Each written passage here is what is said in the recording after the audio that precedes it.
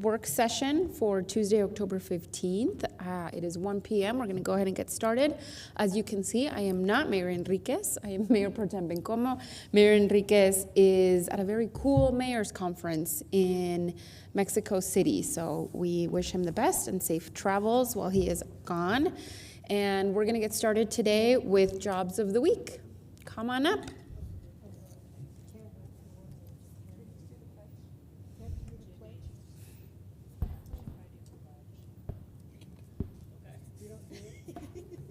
Go ahead. Okay.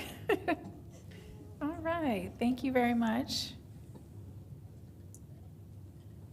All right. I'm Sarah Rainey. I am the one-stop coordinator for the Southwest region of the Workforce Connection offices.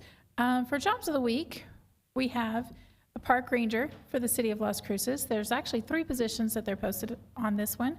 The position starts at 18:07 and the posting closes on the 4th of November. We also have a utility line locator for the city of Las Cruces for $22.85 an hour, and the posting closes on the 21st, so there's just a week left of that. We have a human resources clerk for White Sands Missile Range. The posting closes on the 26th of this month. We have a part-time purchasing clerk at Staubens. That one starts at $28,000 a year, and the posting closes on 11/6. We have a journeyman electrician at IBEW Local 583. That's how the posting was listed on there, so you'll have to go in there and check it out. The posting closes on November 1st for that one. Also for Cruces Health, we have a social worker / therapist 3 or 4, depending on the clinician's certifications and whatnot. That position starts at $62,000 a year and closes on the 3rd of November. And then, as always, we actually still have our extended hours from 8 a.m. to 6 p.m. I'm all tongue-tied today. 8 a.m. to 6 p.m., Monday through Friday. We do not close for lunch, so we're there the whole time for anybody to come in for any sort of support. And that is all that I have. I just want to real quickly remind everybody that we do have the Community of Hope Job Readiness event tomorrow at the Community of Hope location. So anybody that's needing assistance out there, please come see us. Thank you all. Thank you.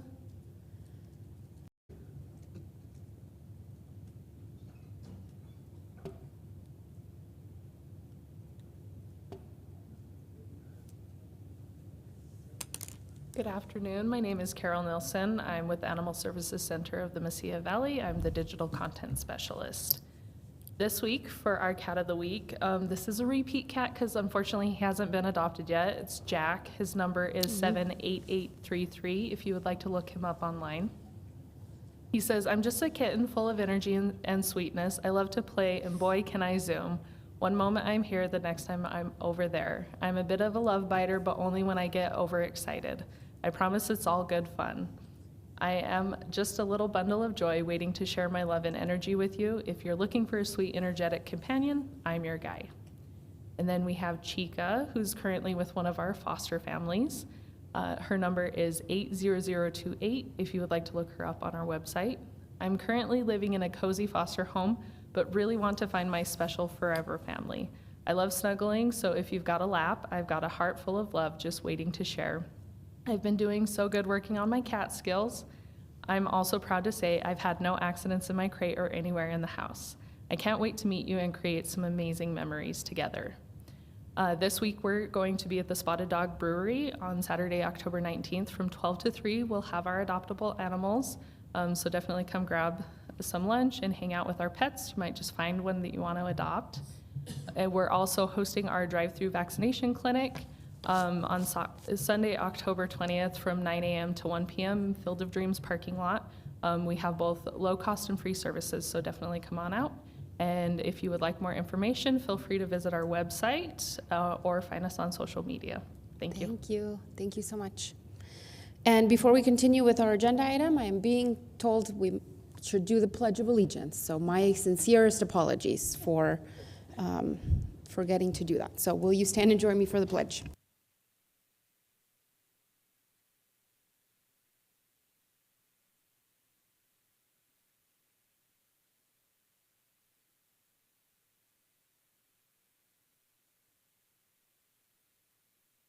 Phew, thank you. Okay, and just for a minor update, two minor updates. We will be switching 3.3 and 3.4. So 3.3 will be our last item. And we do have someone joining us virtually, Christine? Okay, and they are here. Thank you. Just wanted to note that. First item on the agenda is 3.1, Sustainability Greenhouse Gas Inventory Update. And Lisa LaRocque.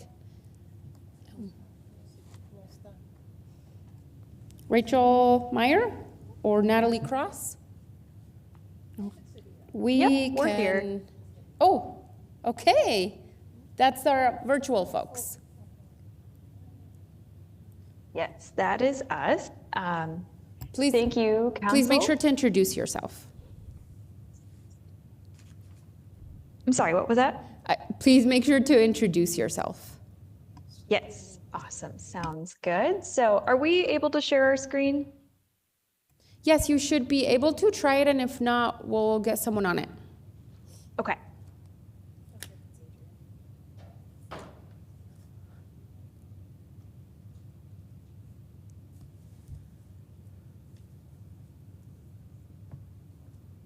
All right, is everyone able to see our PowerPoint? No, hold Stand on. by, We're Mayor getting Pro Tem. We'll someone to send come somebody down. out.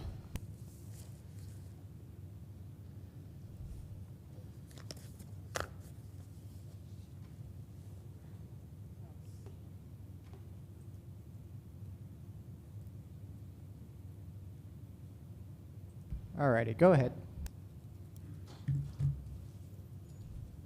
Okay. Oh, there you are. Here we go.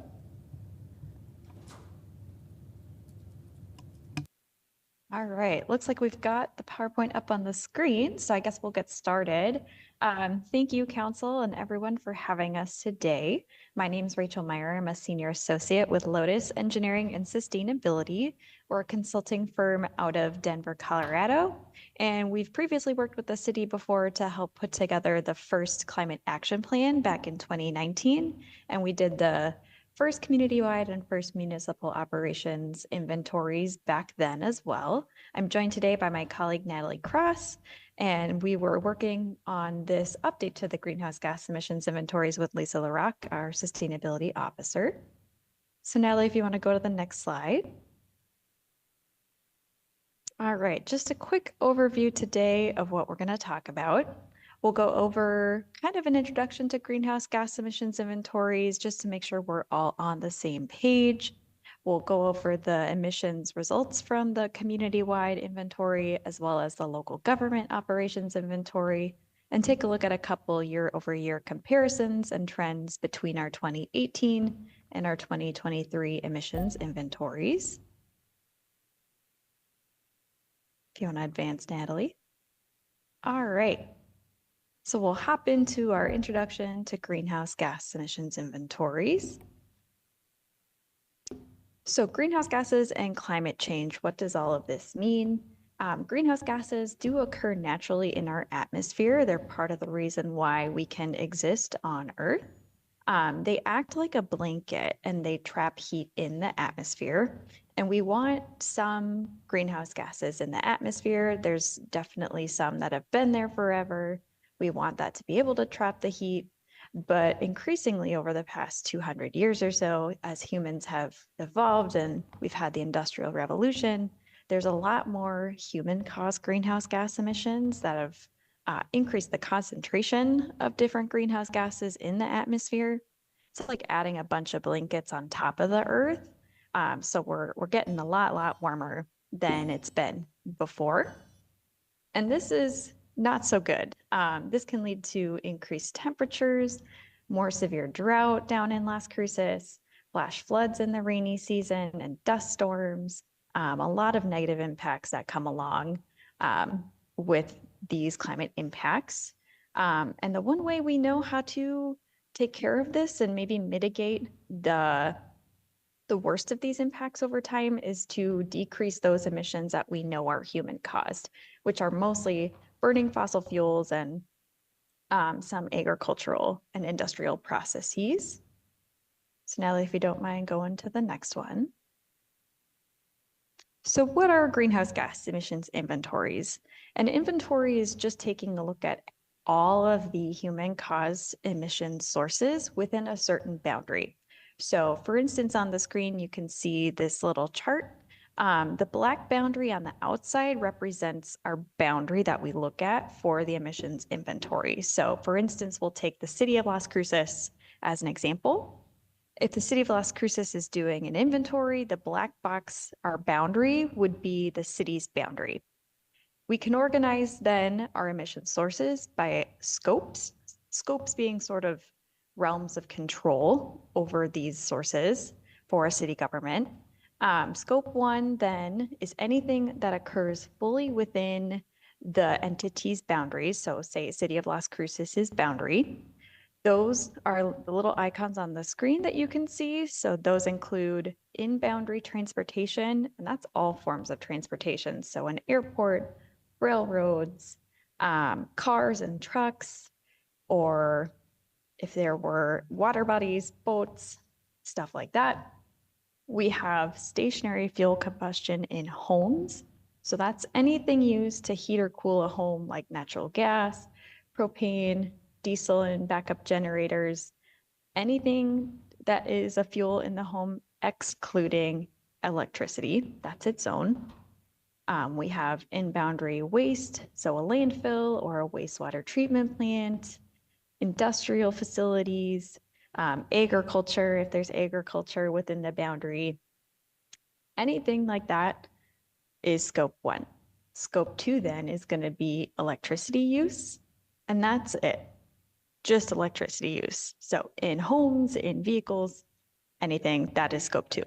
Scope 3 then is going to be anything that occurred or is a result of activity occurring within the city's boundaries. So landfilling waste or the generation of wastewater, but the disposal or the treatment of that is outside of the city boundary. So that's out of boundary waste and wastewater. We have transmission and distribution losses. So we know that not all electricity from the substation makes it to your home or to your business. So we can calculate what got lost on the way and attribute those emissions. And then there's other littler sources that kind of depend on your location. But that all qualifies as scope 3. And then we'll add all of that up, and in any given year, that's going to be your emissions total for the year. And I think I'm going to pass it on to my colleague, Natalie. Hi, everyone. I'm Natalie Cross. I'm a research associate with Lotus, and I'll be taking you through this next part of the presentation.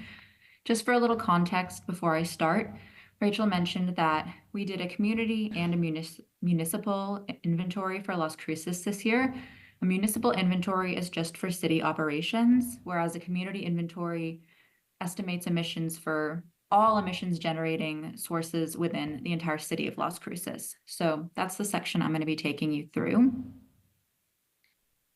So in 2023, Las Cruces generated about 860,000 metric tons of carbon dioxide equivalent, which is the unit we use to measure carbon emissions. That is equivalent to a little over 112,000 homes' energy use for a whole year. And so when we look at emissions, when we look at this total emissions number, we're able to break it up into categories called sectors. So these are large categories that include all of the emission sources. The largest sector for Las Cruces' emissions in 2023 is transportation, as you can see in this pie chart, making up about 52% of total emissions. That is followed pretty closely by residential buildings at 22% and commercial and industrial buildings at 21%. Next is solid waste at 3%, industrial processes and product use, which is another term for refrigerant leakage in the case of this inventory. So that category is just refrigerant leakage at 2%. And then wastewater treatment, pretty significant there at less than 1% of total emissions. So this slide is comparing Las Cruces' emissions per capita or emissions per person in 2023 to different cities, counties, and as well as the United States and state of New Mexico in different years. So it isn't necessarily an apples to apples comparison, but we have this in here just so you can see how Las Cruces stacks up against similar places. You can see that Las Cruces does have the lowest emissions per capita. This is a good thing. We really like to see that. That's really exciting.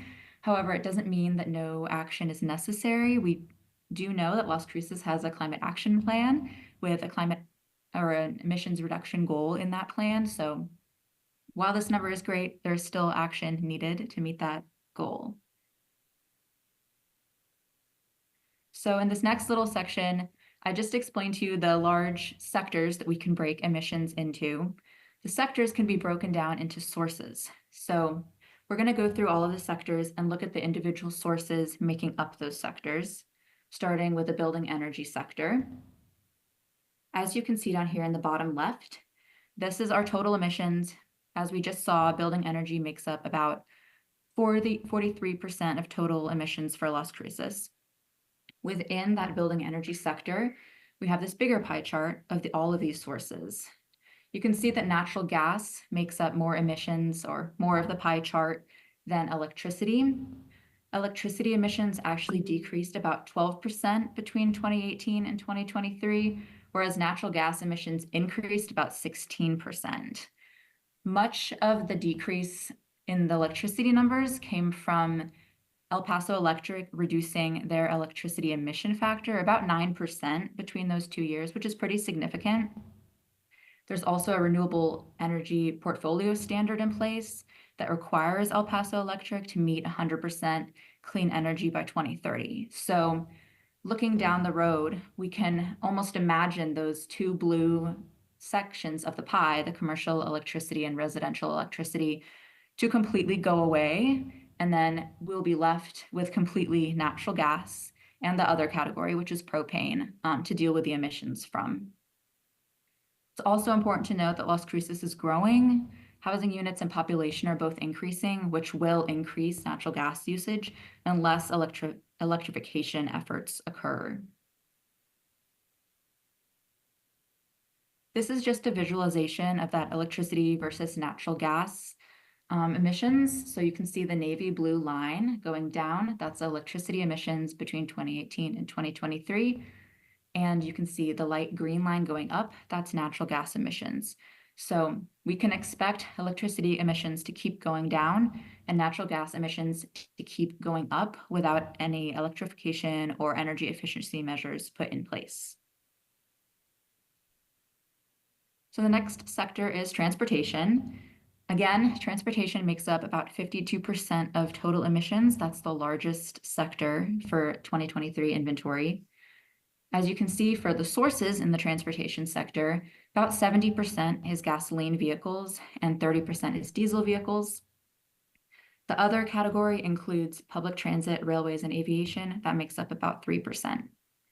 Transportation emissions overall decreased about 13% from 2018. And the largest source is gasoline vehicles, as you can see in the pie chart. One really great thing that happened in Las Cruces is that electrical vehicle registrations jumped all the way from 114 to 956 registrations, which is really, really great. It definitely helps mitigate those emissions from gasoline and diesel vehicles. However, it's important to note that electric vehicle registrations still only make up a pretty small percentage of total registrations. So there's a huge opportunity here to continue advocating and encouraging electric vehicle adoption. So the last sector we're going to look at is waste and wastewater sources. Again, waste and wastewater sources in that little bottom pie chart take up about 3% of total emissions. Looking at the bigger source chart, about 92% of that is solid waste. 7% is wastewater treatment, and 1% is compost. Solid waste tonnage, so the amount of waste thrown away into the landfill, increased about 27% between 2018 and 2023. But despite this, waste emissions actually decreased about 62% because a landfill gas capture system was added at the landfill. This is another really great success to point out. However, we do want to reiterate that it is a one-time thing. It's really great that emissions decreased this much, but it's a one-time thing, and without waste diversion strategies implemented, we can expect waste tonnage to continue increasing. Here's a visual representation of that. You can see in the dark blue line, the solid waste tonnage increasing over time. And then the green line, the huge drop in emissions between 2018 and 2023. But again, past 2023, because that landfill gas capture system is already in place now, we can expect those emissions to either stay the same or increase. So the only way to drop that green line faster and farther is to decrease the amount of tonnage going into the landfill. So now we're going to go into some year-over-year comparisons between 2018 and 2023, see what changed between those years. First, here's a table of some kind of background data that we know changed between those years. So the first one I want to highlight is the electricity emission factor, which we did already mention, decreased about 9%, driving a lot of the emission trends for electricity. You can see population and number of households both increased 11% and 19% respectively. Another couple important ones to pull out, the number of electric vehicles we mentioned jumped up pretty significantly, as well as the tons of waste landfilled. So that's the tonnage disposed of in the landfill also increased between those 2 years. Here's a bar chart comparing 2018 emissions to 2023 emissions by sector, so those larger categories of emissions. The dark blue is 2018 and the gold is 2023. We can see commercial and industrial building energy use decreased to 9%. Residential building energy use increased 12%. Transportation emissions decreased 13%. Solid waste decreased 62%, again, due to that gas capture system. Wastewater treatment emissions increased 24%. And industrial processes and product use or refrigerant leakage emissions from air conditioning decreased about 11%. So overall, we're looking at about a 12% total decrease between 2018 and 2023. This is another visualization of the 2018 versus 2023 emissions compared to the 2050 emissions goal set forth in the Climate Action Plan. So you can see these first two gold bars are the 2018 and 2023 total emissions. Again, there was that 12% decrease between 2018 and 2023, which is about 2.4% per year. And then down here, this is the goal emissions in the Climate Action Plan for 2050. Starting in 2023, emissions will need to be decreased about 77% to meet that 2050 goal, which is about 3% per year. So the current rate between 2018 and 2023 is about 2.4, and 3% per year is needed to 2050. Now that seems pretty close. We do want to reiterate, though, that a lot of the decrease in emissions was due to the large decrease in waste emissions, which again was a one-time thing. So it's exciting, and it looks like Las Cruces is very well on track. But it is going to be a big lift, especially as the city continues to grow and population grows and we're adding more housing units.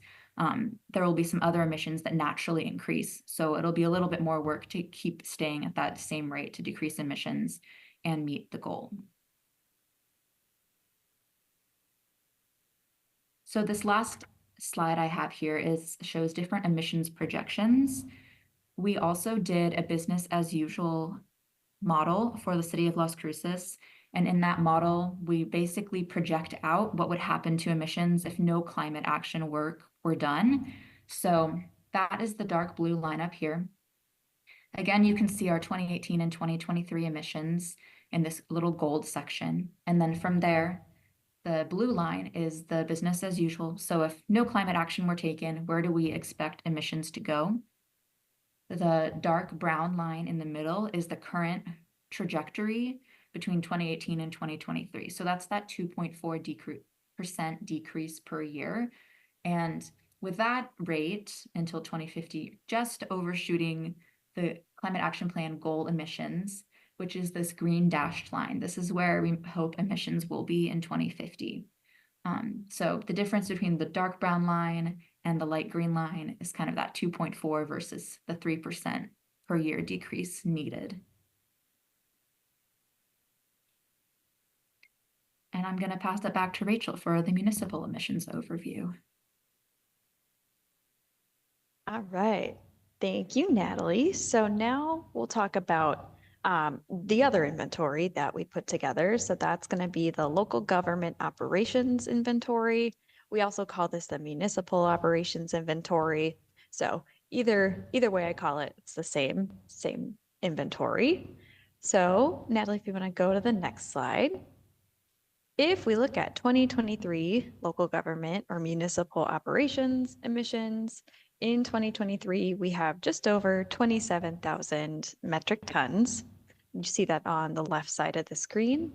Now, if you compare that to our community emissions on the right side of the screen in 2023, community emissions are about 860,000 versus 27,000 for the municipal operations. So a lot more emissions in the whole community, but we do know that the municipal emissions are still a part of our community emissions. So working on reducing local government operation emissions is still important to help meet the community goals.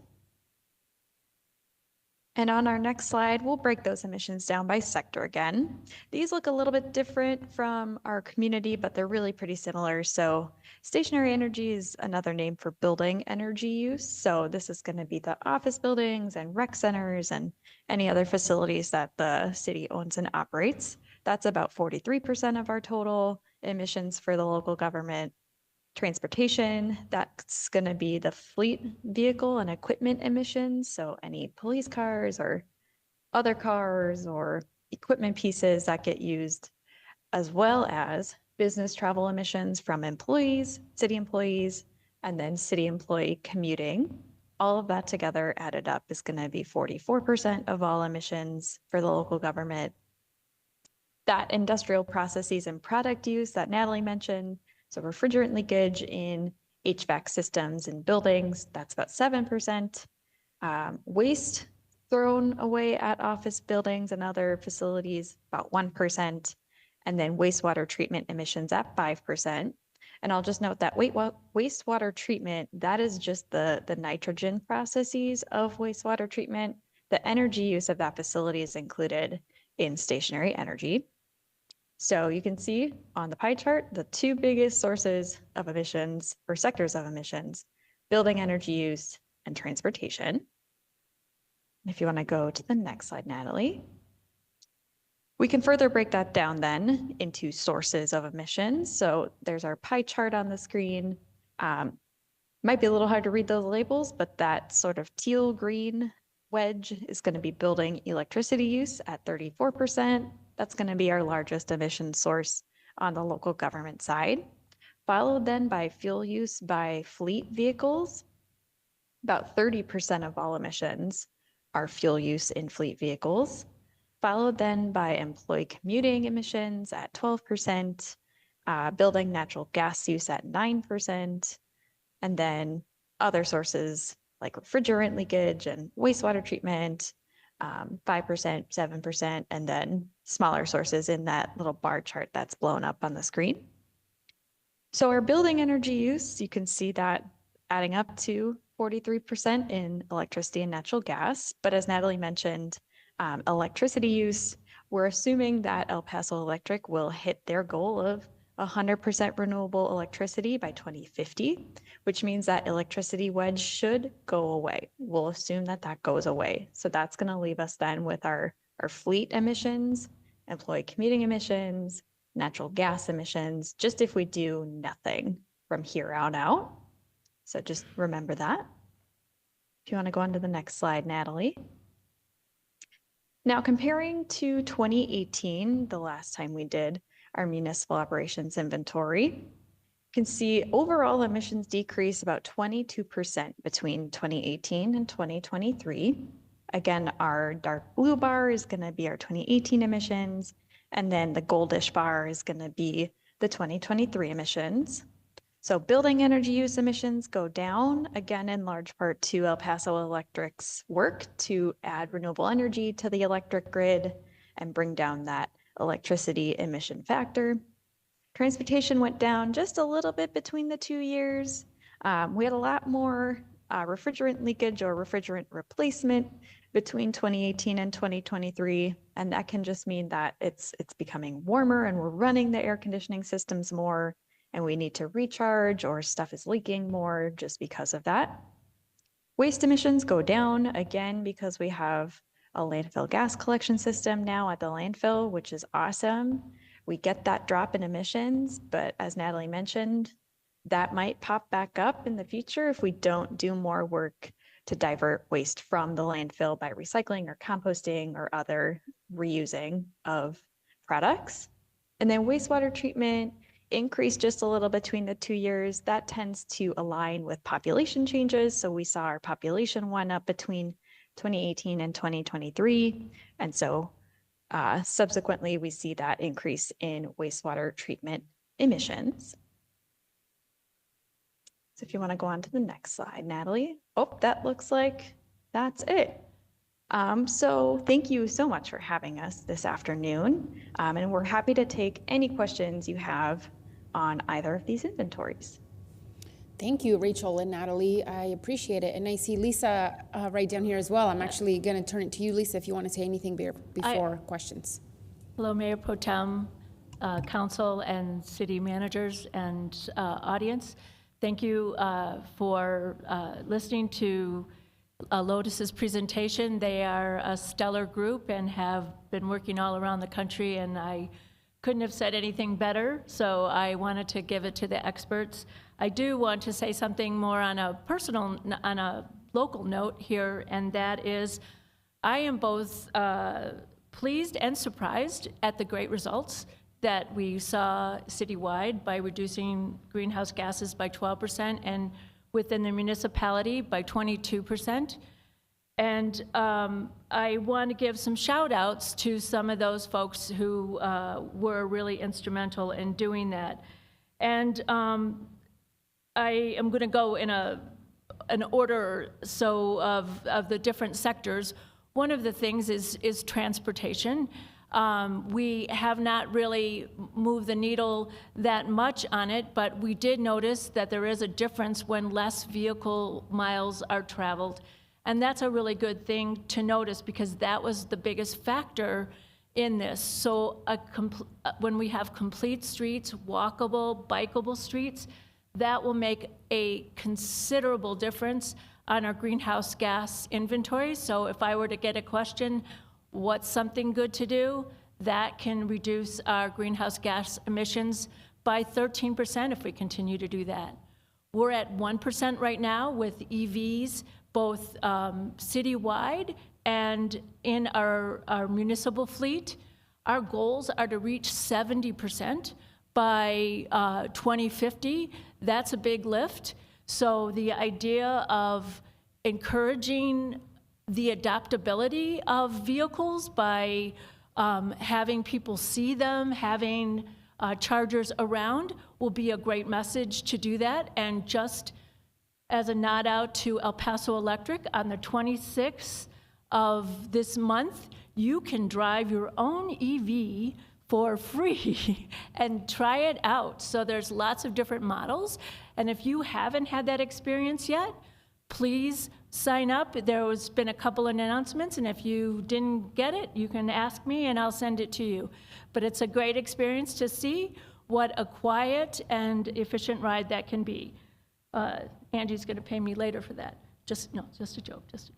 Okay, so the other thing that I wanna really call out is that I want to give props to Las Cruces Utility. We've seen that there's been an increase in natural gas, but they have made great strides by getting their energy transition plan contract in place.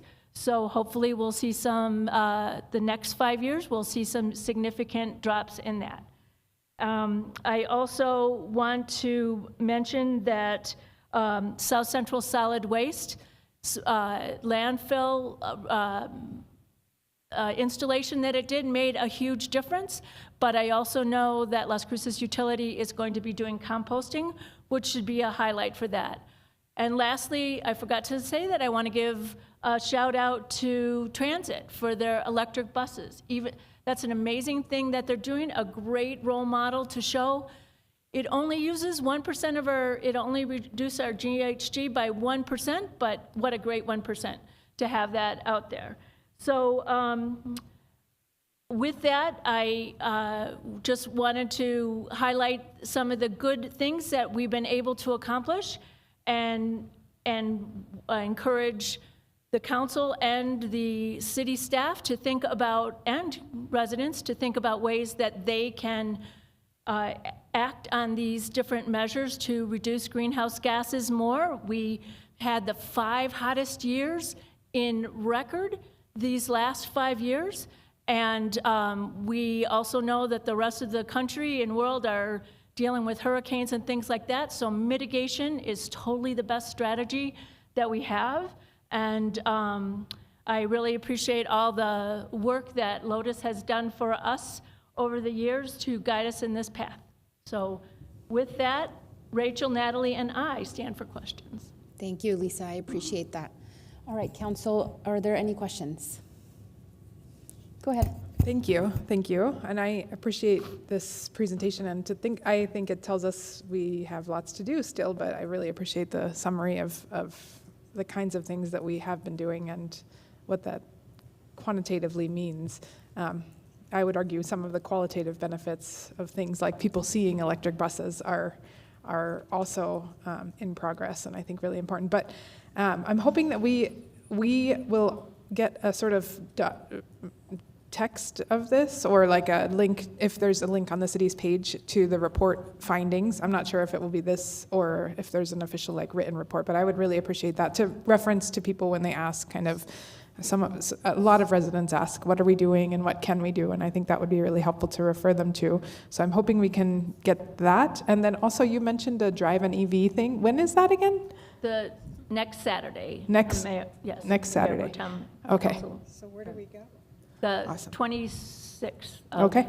Yes. I'll look it I up. will send out a reminder to Okay. everyone. That'll be great. Thank you, Lisa. Yeah, please either send it to all of us or Christine, and she can send it to the whole group. Please. I love that. Thank you so much. I'll give it to communication. Thank Awesome. you. Thank you so much. I appreciate it. Thank you, Counselor. Anybody else? Counselor Flores. I just want to thank you so much. You've done a wonderful job in this department, in your department, and I think you do it pretty much all by yourself. No.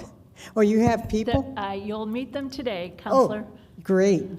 But the presentation by Rachel and Natalie is encouraging. And one of these days, I won't get a Tesla, but I will get an electric car. Thank you.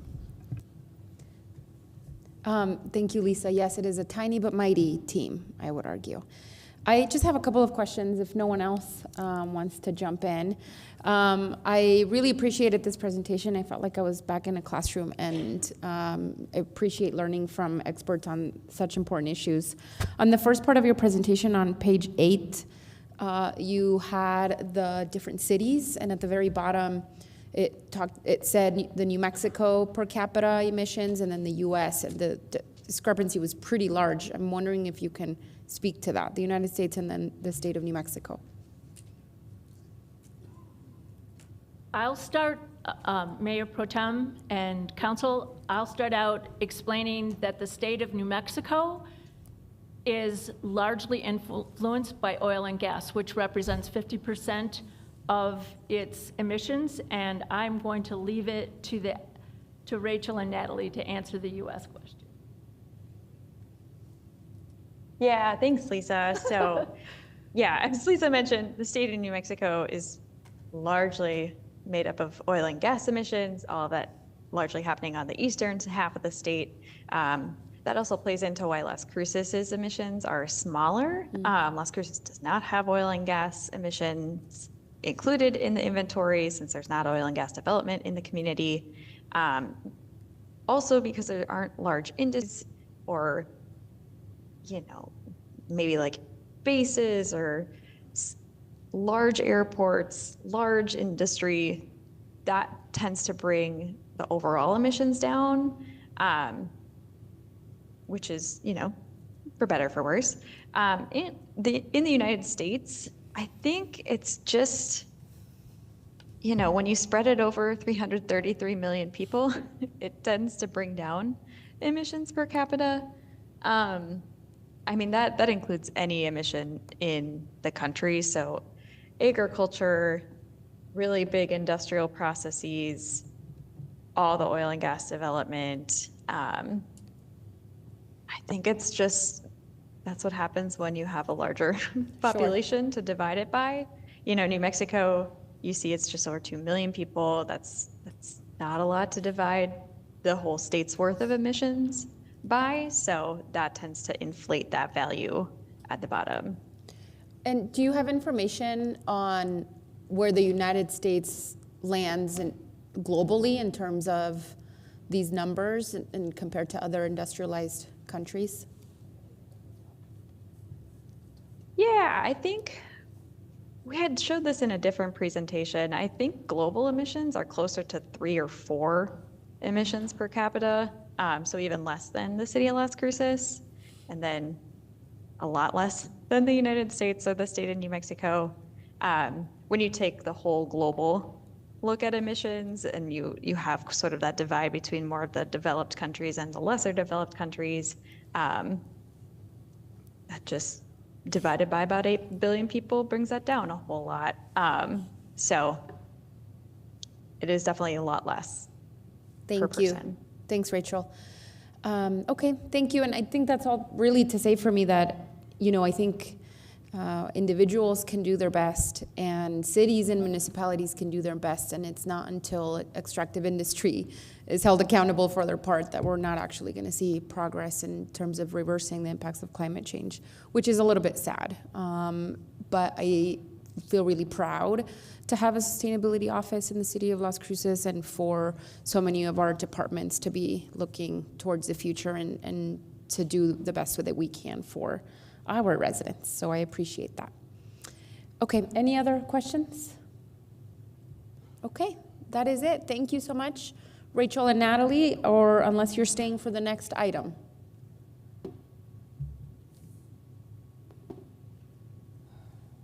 Awesome. Thank you so much for having us. Thank you. Thank you, Natalie. All right. Next item is 3.2, Sustainability's Plugged In for Good Community Initiative. Lisa LaRock. Do I leave the meeting Oh, minimize it. If you can just minimize it. I don't want to. But don't leave it. There you go. Yep. Oh, I'll get it.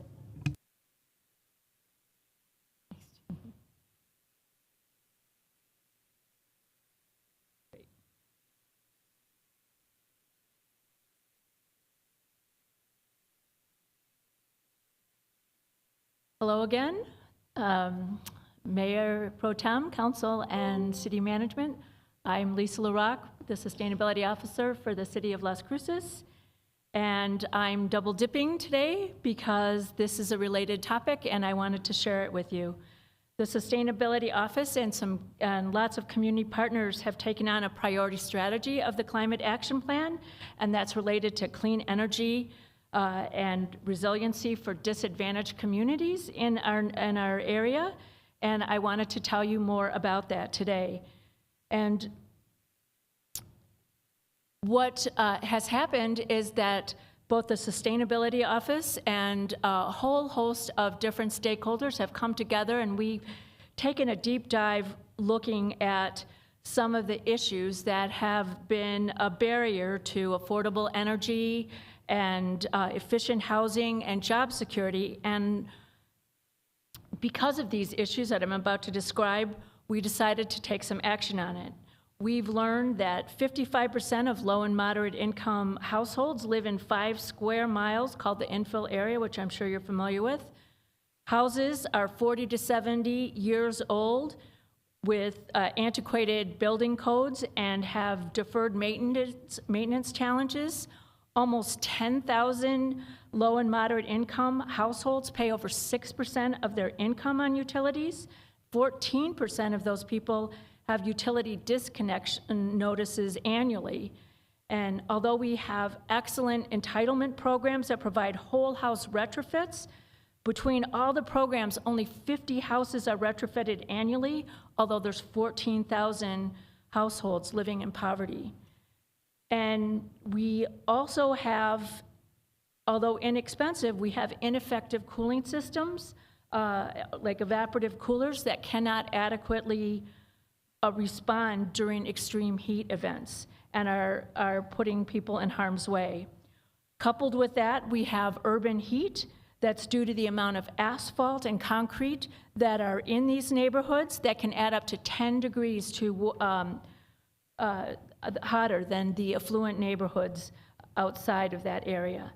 There are a lot of funds that are in the federal that the federal administration has released through the Inflation Reduction Act, and it's offered new incentives for rebates, but it's still a daunting task on how to navigate that. And as we plan the workforce that's needed, we realize that historically subcontractors encounter slow and limited career growth. So from all of those discussions that we've had, we decided that we wanted to respond to some of the incentives that are coming our way through in the Inflation Reduction Act. And together, this group formed an initiative called Plugged In for Good. And our mission statement is to address energy affordability and heat stress challenges in Las Cruces low and moderate income housing through equitable solutions and partnership-focused programming. So we have 3 committees that are working on this, and those committees are facilitated by the folks that are working with me, and they also are working with community partners. So I wanted them to get a chance, get a chance to explain what we're doing and what goals we're trying to achieve.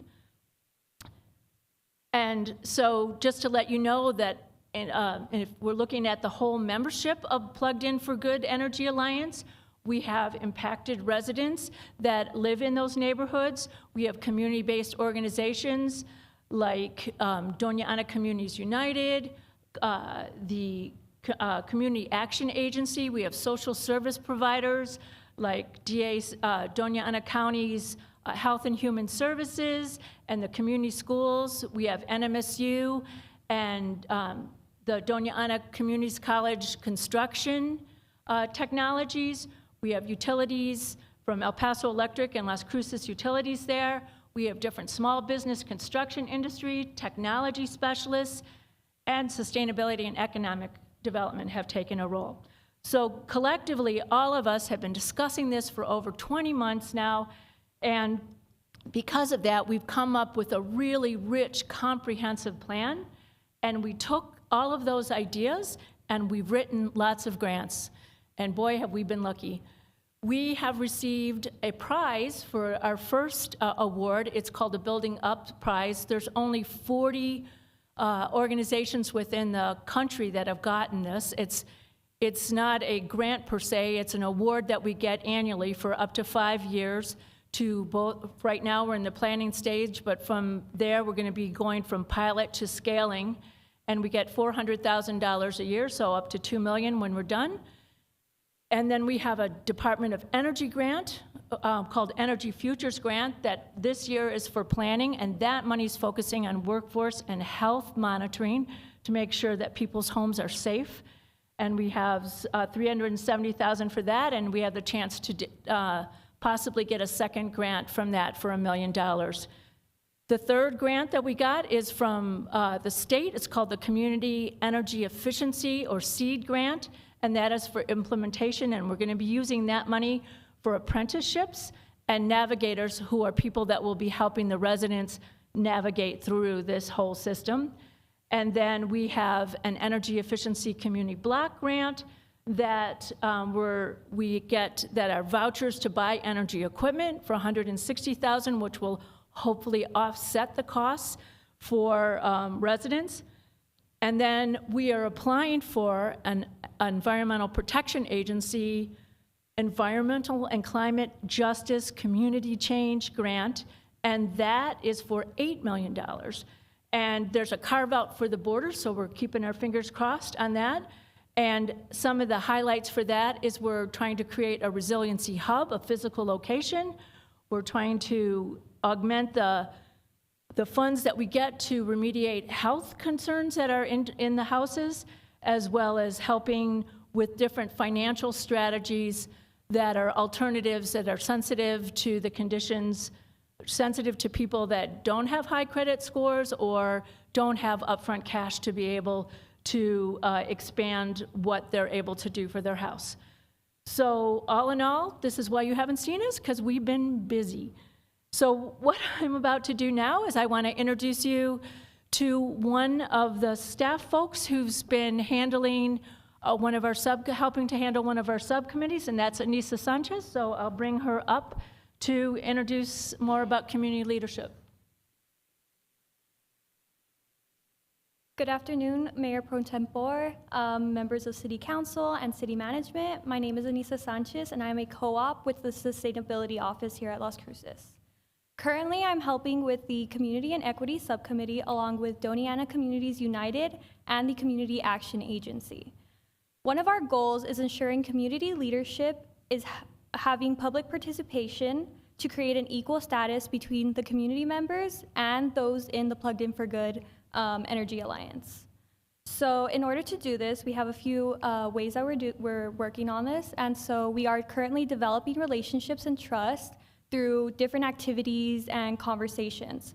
So one of the first activities that we've been holding in each of the communities is called a Fix-It Fair. And this is where residents can bring in their broken items, and we have them repaired by volunteers with Cruces Creatives. Our second engagement activity is called Deep Canvassing. Me and a few of the members from the Community and Equity Subcommittee go into the neighborhoods, we knock on doors, and we actually talk to the residents. And during my time as we've been canvassing, we've heard about a lot of the issues that residents are having, mostly with affordability, they're having hardships trying to just actually make the jump to energy efficiency. And so it's a really good way just to start conversations and gain trust with our residents. Lastly, we are also holding a DIY weatherization event in December where residents can learn how to weatherize their home on their own. So the next goals for the Community and Equity Subcommittee will be a no strings attached free home checkup. So just as you go to the doctor or the dentist, your home also needs to be checked. And this is just to ensure that you have a happy and healthy home. As we move forward on the spectrum of community engagement, we'll work towards empowering the communities by co-authoring a community benefits agreement. This agreement will help give power to the residents and help unlock collective power to work towards solutions. Lastly, we will also provide navigators to those interested in the program. Our navigators will help residents make decisions when it comes to retrofits and rebates, which you'll hear more about as we go through the presentation. With that, I will now pass it off to Charlie Mahady.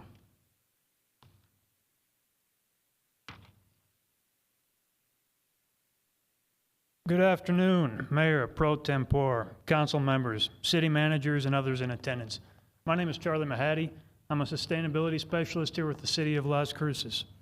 Our program is coordinating with the workforce-focused subcommittee, including Doniana Community College, local contractors, and other stakeholders. We want to ensure that workforce is structured to provide living wages and opportunities for advancement. So we're working to recruit small local companies and workforce. That means listening to companies and employees' needs and gathering information on areas in which they're underserved. We're also collaborating with Doniana Community College's Workforce Center for Training and Certification programs. That includes energy auditing, weatherization, plumbing, and electrical programs. Other apprenticeships for hands-on advancement of professional energy training is part of our program. We're collaborating with companies, other statewide institutions to get that done. We're engaging workforce to fine-tune Plugged In for Good tech findings for field conditions. And when you do something on a computer in a model, it's one thing. When you're out in the field doing it, you get other input and ideas along the way. We're also supporting businesses to strengthen outcomes. That means working on things like workforce benefits programs and wraparound services like childcare and the possibility of a tool bank And moving on, finances are always a big part of any project being successful. So that means working with a tech and financing subcommittee, which includes economists, engineers, utilities, and others. We believe that everyone should have access to fair and flexible financial support that meets their unique circumstances. So we're working to maximize energy efficiency with home audits. That means right-sizing equipment, because if you don't do that, what happens is evaporative coolers are already pretty cheap to operate, but mini splits can offer home health and safety benefits and more consistent conditions, but we need to make sure we're sizing these units correctly. So that means compressing installation costs through agreements, things like vendor quantity discounts and agreements with installation partners to help keep prices fair for community members. We're bundling federal, state, and local rebates. There's some significant rebates available through the IRA right now, the Inflation Reduction Act. There's 25C rebates, or tax credits, pardon me, through the IRS, and El Paso Electric also has some rebates available. We're working on other financial projects to identify guaranteed and low-interest loans, so we make sure that households with credit challenges in the past have good opportunities as well. We're also just working to lower utility costs with renewable energy options. That means community and rooftop solar projects, and we want to make sure that homeowners' utility bills are still affordable with this new technology transition. My colleague Jenny is going to take it from here. Mayor Pro Tem, Council, City Managers, Jenny Hernandez, the other Sustainability Specialist for the Sustainability Office. It's good to see many of you. I'm going to lower this because I am still very short. And so moving on to affordable and resilient housing. So really the goal for this section, and this section is spread across all of our 3 subcommittees that are working on all of this together. And the goal of this is for everyone to have access to affordable and resilient buildings to live in. So the way that we are approaching this with the Plugged In for Good program is by modeling, auditing, and monitoring our homes. And so what we mean by modeling and auditing is kind of the reference that Anissa made previously, is that we want to make sure that we're putting the right equipment and doing the right things to the houses. And obviously, all houses do not have a one-size-fits-all, so they'll require different things. And the modeling technology and auditing will really help us identify what specifically is needed for each of those individual homes.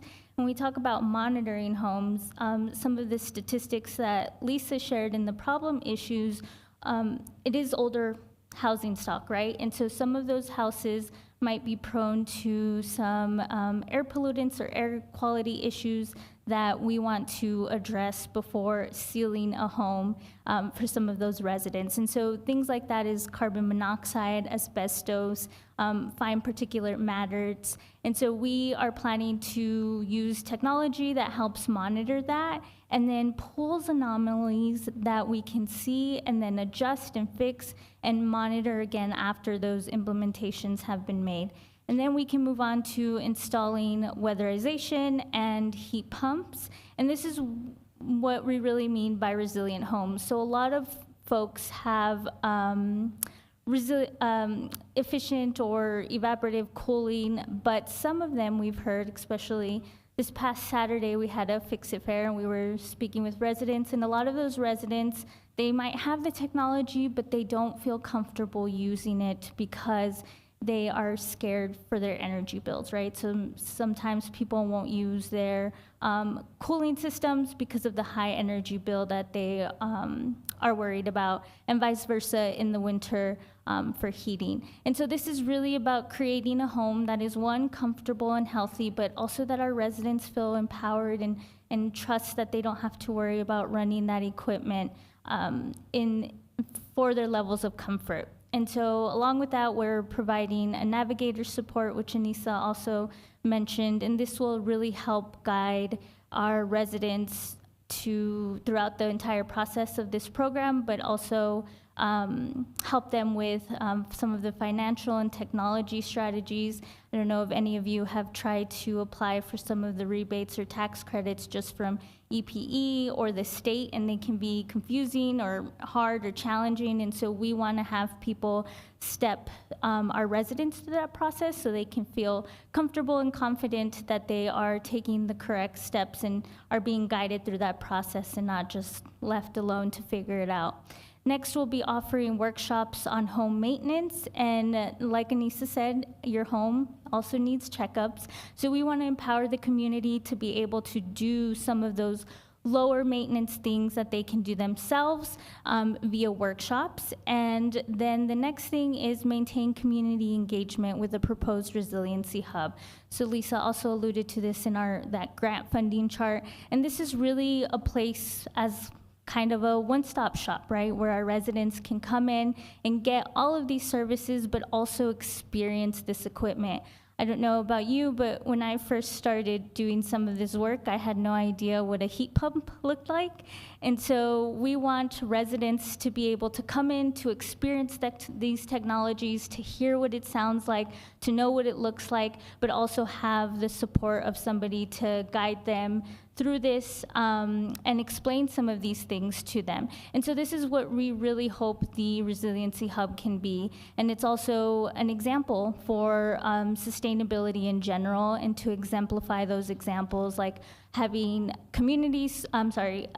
solar on top with battery backup storage, and urban greening examples to help show how we can mitigate extreme heat and things of that nature. So really a one-stop shop, but also an example of how to implement some of the strategies that Lotus was talking about earlier. And then last but not least, facilitate collective empowerment evaluations.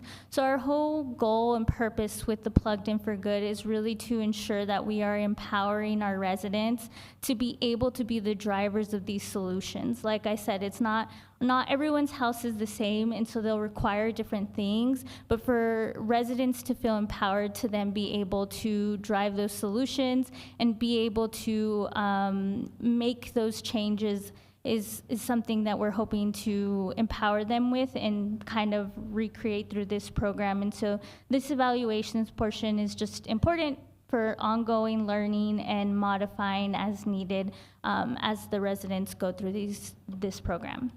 And so the next is kind of a stepping back in terms of like overall goals of the entirety of the program.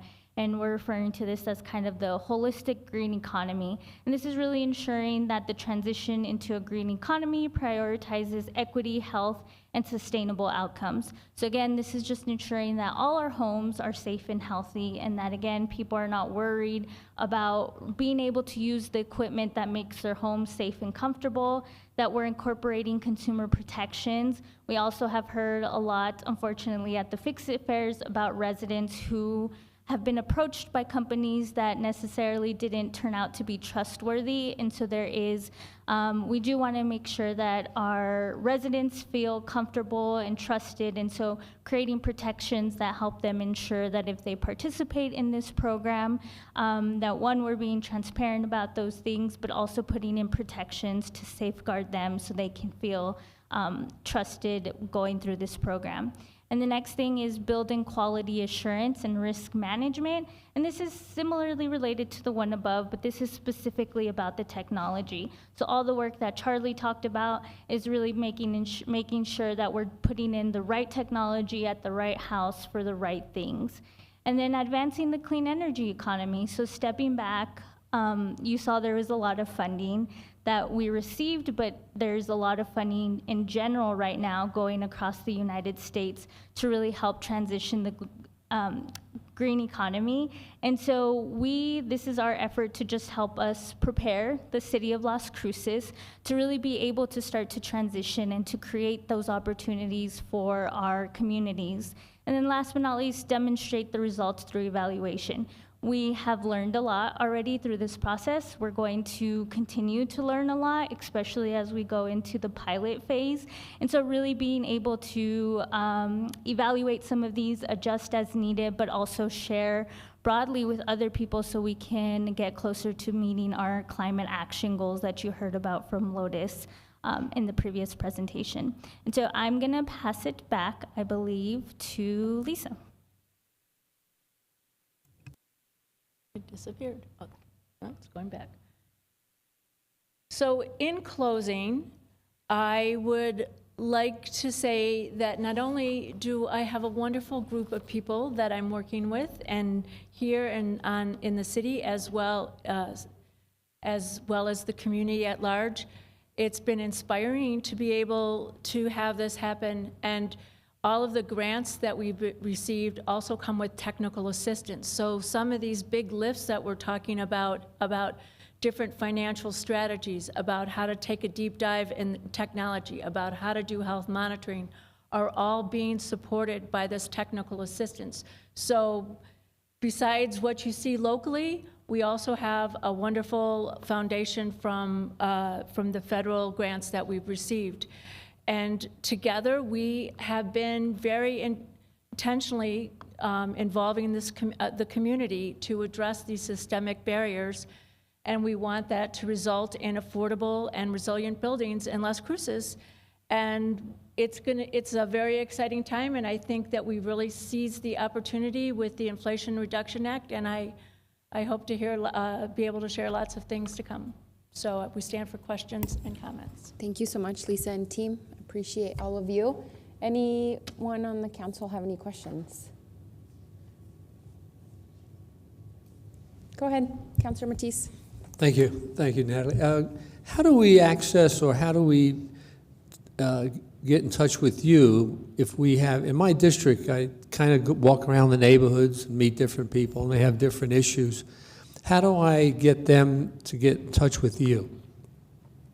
And they'll get a navigator. I think that's the word you used. No, this is a great program. And this is all grant funded? Yes, sir. That's even better. No, I mean, in other words, there's no city funding coming into the program, or just city technical staff? Mayor Pro Tem, Councilor Matisse, let's see if I can do all those questions for you. Yes, primarily. I'm sorry I'm like that. I just throw it out there. 3 is my limit, though. Okay. So, yes, this is grant funded primarily, especially for all of the work that is being done in the community. We are really facilitating these partnerships. It's kind of an informal collaborative because there's workforce people, there's community organizations, there's technical experts. So all of the money for the grants is going out to them. There are still some challenges that we are going to meet. Our staff time is definitely from the city. Okay. And we're looking at alternative ways of finding gap funding that we're trying to do creatively, and hopefully we'll be working with LCU to be able to do that. So I think that we're all partners in this, but definitely for this effort and the scaling, it's grants. No, and the reason, and I totally support the staff funding, but I think what's important is we've heard a lot of people in homes that are 30, 40, 50 years old, and they're on fixed incomes, that sometimes they become candidates for, being unhoused or losing their homes or looking for shelter. So the program is such a significant benefit to keep people in their houses, and it's affordable and it's safe, and I like the word happy, because if they could stay in their happy home, then they will not wind result being on our streets or in our community of hope or other shelters. So I think your program is fantastic. Now you can just answer the other questions. Okay. Navigate a finding. Mayor Pro Tem and Councilor Matisse. You don't have to keep repeating that. That's okay.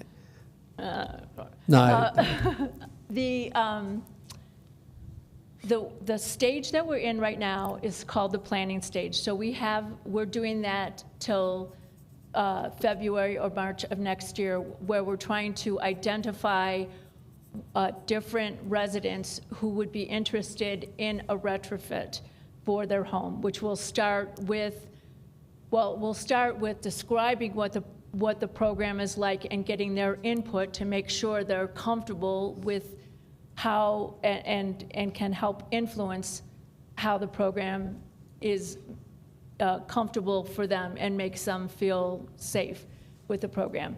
Then in the spring, early spring, we'll be starting the audits and the health monitoring for at least 30 homes as a part of our pilot. It depends on what our response rate is. And then from there, we will start retrofitting those houses in early summer. And then we'll cycle, each iteration will hopefully grow bigger and bigger as word of mouth goes about and our funding continues and we learn our hard knock lessons and refine our process. But that's how we're approaching it. So at this juncture, we're just identifying homes. So if you, and there are certain criteria for the rebates that are out, and that is that the homes are 80% of the average median income to be able to qualify for up to 17,000? Yes, $17,000 in rebates. Okay. So that's just the federal rebates, which is why we feel that this is a wonderful way to harness all of the rebates from state and federal and utilities to bundle them and really take a huge slice out of what the cost would normally be for them. Yes. Thank you very much. Sure. Thank you all. Thank you. Anybody else? That looks like it's it. Lisa, thanks again. You're welcome. All right, now on to the new 3.3, Go Bond Quarterly Update. And that will be David Cedillo. No, we're switching fire and Go Bond today. Thank you. Thank you, David.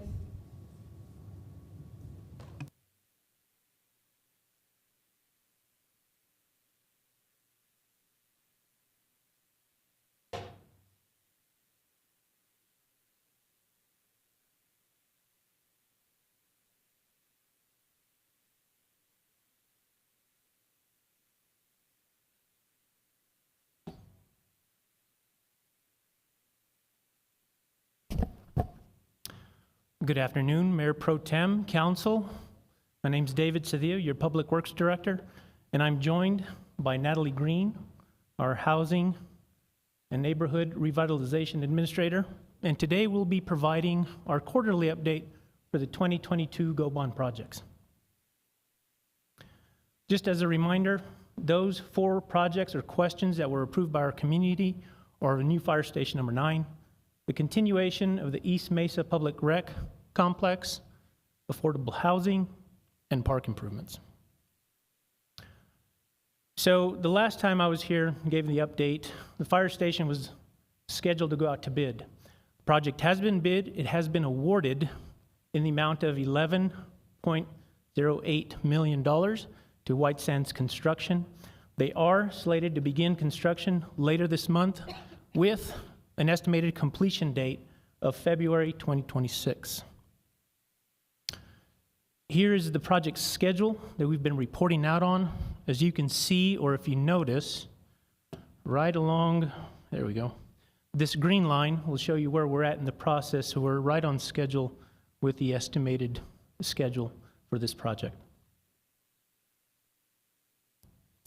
Our next project, which we also updated was going to be going out to bid, has also been awarded to Mann's Construction in the amount of $1.03 million. Now, the next steps to continue are finalizing that lease agreement with the International Boundary Water Commission and start construction. Those meetings with IBWC are happening this afternoon, just to go over those final amendments of the construction plans. Construction is estimated or scheduled to start next month with a completion date of September of next year. Now, as we had mentioned before, this project had $2 million. What you're seeing is the $1.98 million with the 2% taken out for art in public places. There is a remainder of funds, and with that, those discussions will begin to start going over the scope of replacement of playground equipment at Tilbrook Park. Again, here you'll see the schedule for that project. Again, right over here, showing where we are at in that process, just a little ahead of schedule from there. And as we continue on, we'll keep moving forward with the project. Next, we have the continuation of the East Mesa Public Rec Complex. Great news, which some of you already know happened, but we had the grand opening for the facility on September 13th. Now, on that initial part, we do have, and we're in a punch list phase because we do have a couple things that still need to be completed on there. One of those is the shade structures. Those are being fabricated. They are scheduled to be delivered in December, with the installation being completed in January. Again, the other item is the playground equipment, which includes inclusive and adaptive playground items. That is in the design process. Now, we've gotten to a point to where we have 100% layout. We're working and negotiating the price of those improvements for the park. I'll have an update for you at our next quarterly update for this project. And then lastly, as part of this project, the continuation of the improvements, we're at 90% design. We are estimating to be bidding this project next month. Those items do include 8 volleyball courts, 2 basketball courts, an umpire and IT building, restrooms at the 10-acre park, more street furniture with benches, shade structures, and other playground equipment. Here you'll see the schedules for this facility. Down over here on the bottom, this is where we're currently at right now. We're hitting those target estimated schedule dates that we had established from the beginning. And with that, I'll go ahead and turn it over now to Ms. Natalie Green. Good afternoon, Natalie Green for the record. The go bond question number 3 was $6 million for affordable housing. We have allocated about $3 million of those dollars to various projects. The first is the Three Sisters. It is slated to be completed in May of 2025. They have gray coated building number 1 in the community center, and then the rest of the buildings are in various states of construction. So they're going from this end to this end, and so they've done electrical, plumbing, some of the curb and gutter, and all the retention walls are complete. They've drawn down most of the city funding, except for the percentage that we retain by contract.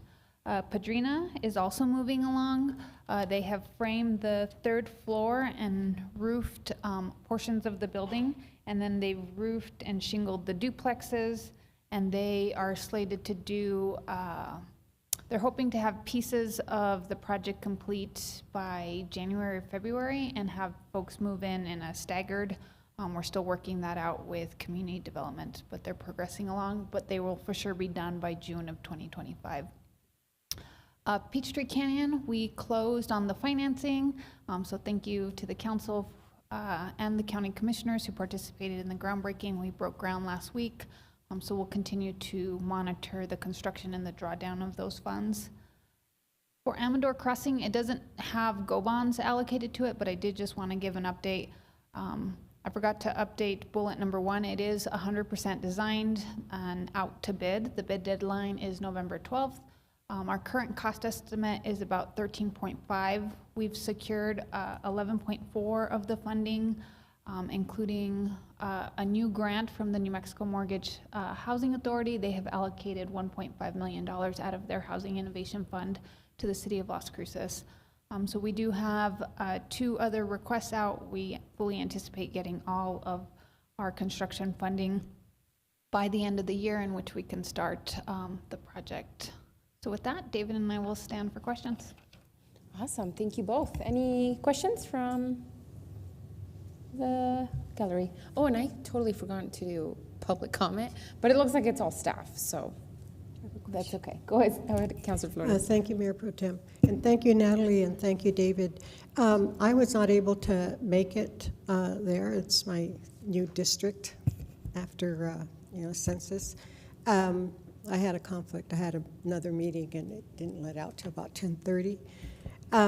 But I did receive a call from Commissioner Camacho, Susie Camacho. Perdón, no estoy de la patada. For those of you who understand Spanish. I'm sorry. Yeah, Chaparro. And she was very concerned about the roads that lead to that.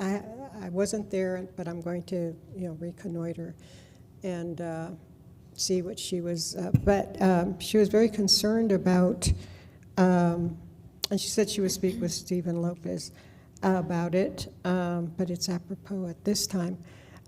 So apparently there are roads leading to that housing area that aren't paved.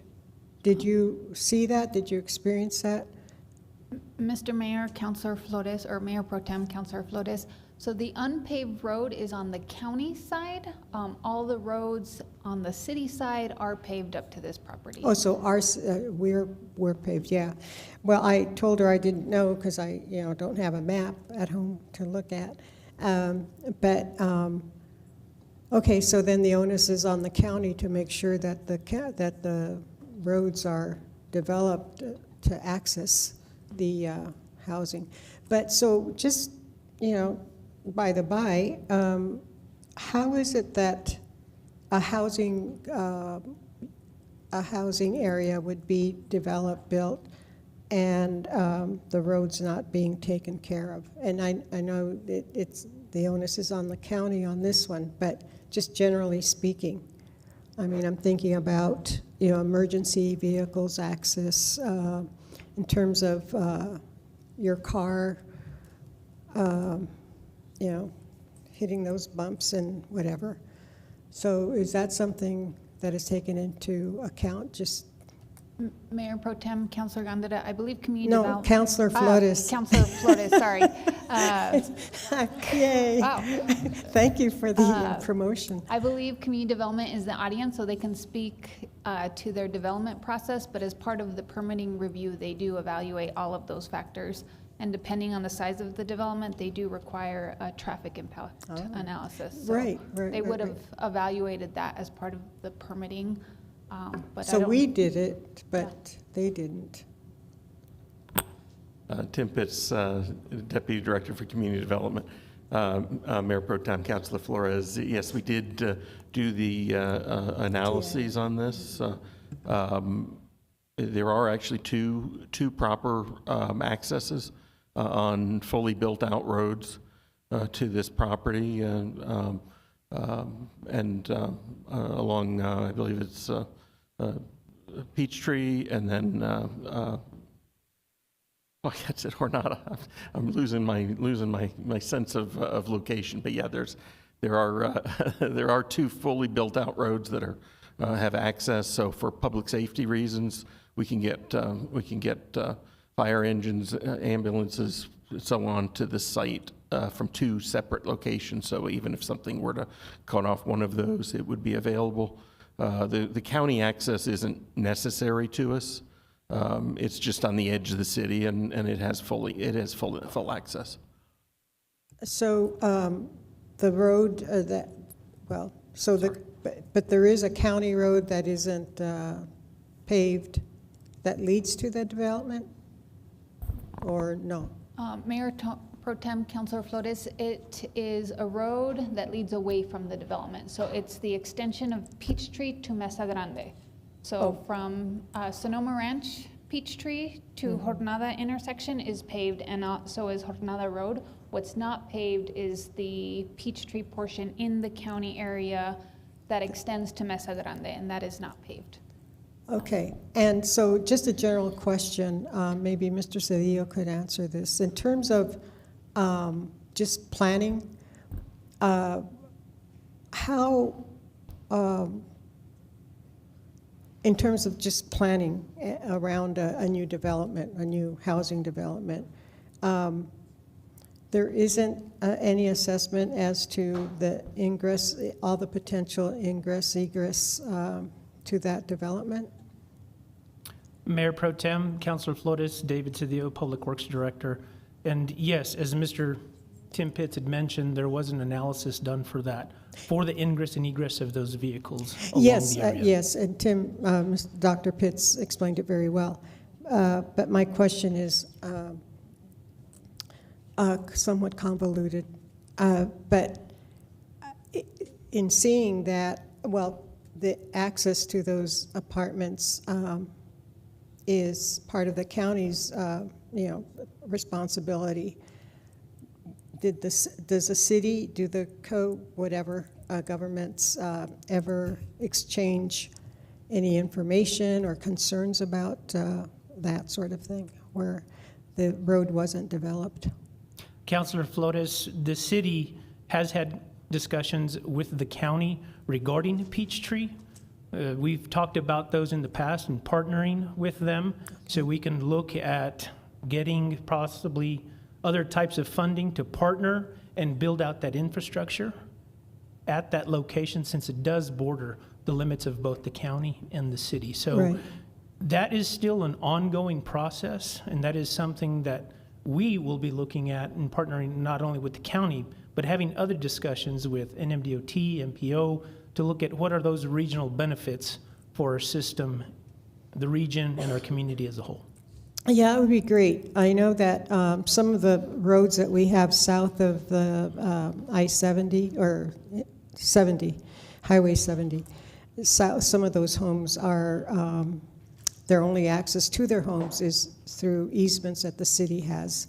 And it's something that, I've been trying to somehow wave a magic wand, because some people are not able to access their homes because of that. So I'll be speaking with our city attorney about easements and see if we can, anyway, that's a whole different subject, but I'm just concerned about mud, people sinking, because there are people who do sink into mud in that area.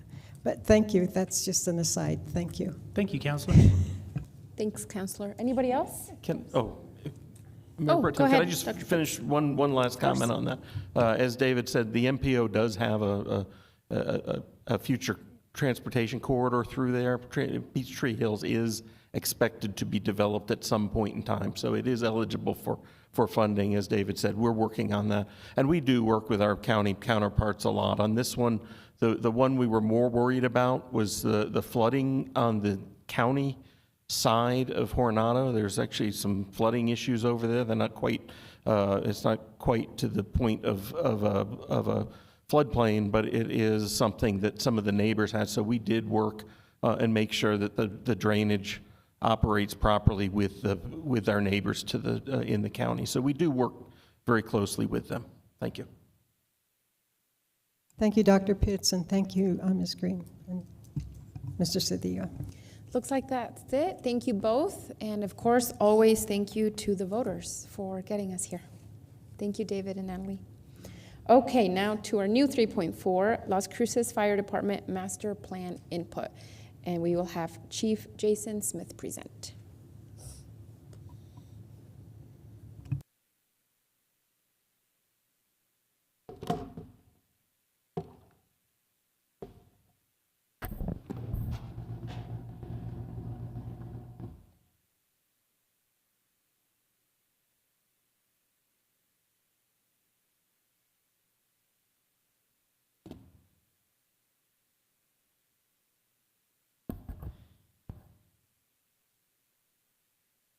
Good afternoon, Mayor Pro Tem, members of council, Fire Chief Jason Smith. Today, I'll be presenting to you and hopefully entering into some discussion about the development of a master plan for our fire department. So it's really kind of funny getting prepared for this meeting. I was going through my old binders, and I've got one here from 2016, and it says right there on the top, master plan. And that's when we first started our public safety master plan, partnering with PD.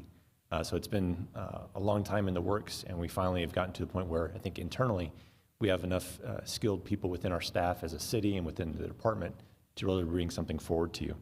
So this is an important step forward in the future of our fire department. It's our 7 to 10 year plan that we want to kind of incorporate our current strategic plan as well as the city's Elevate comprehensive plan.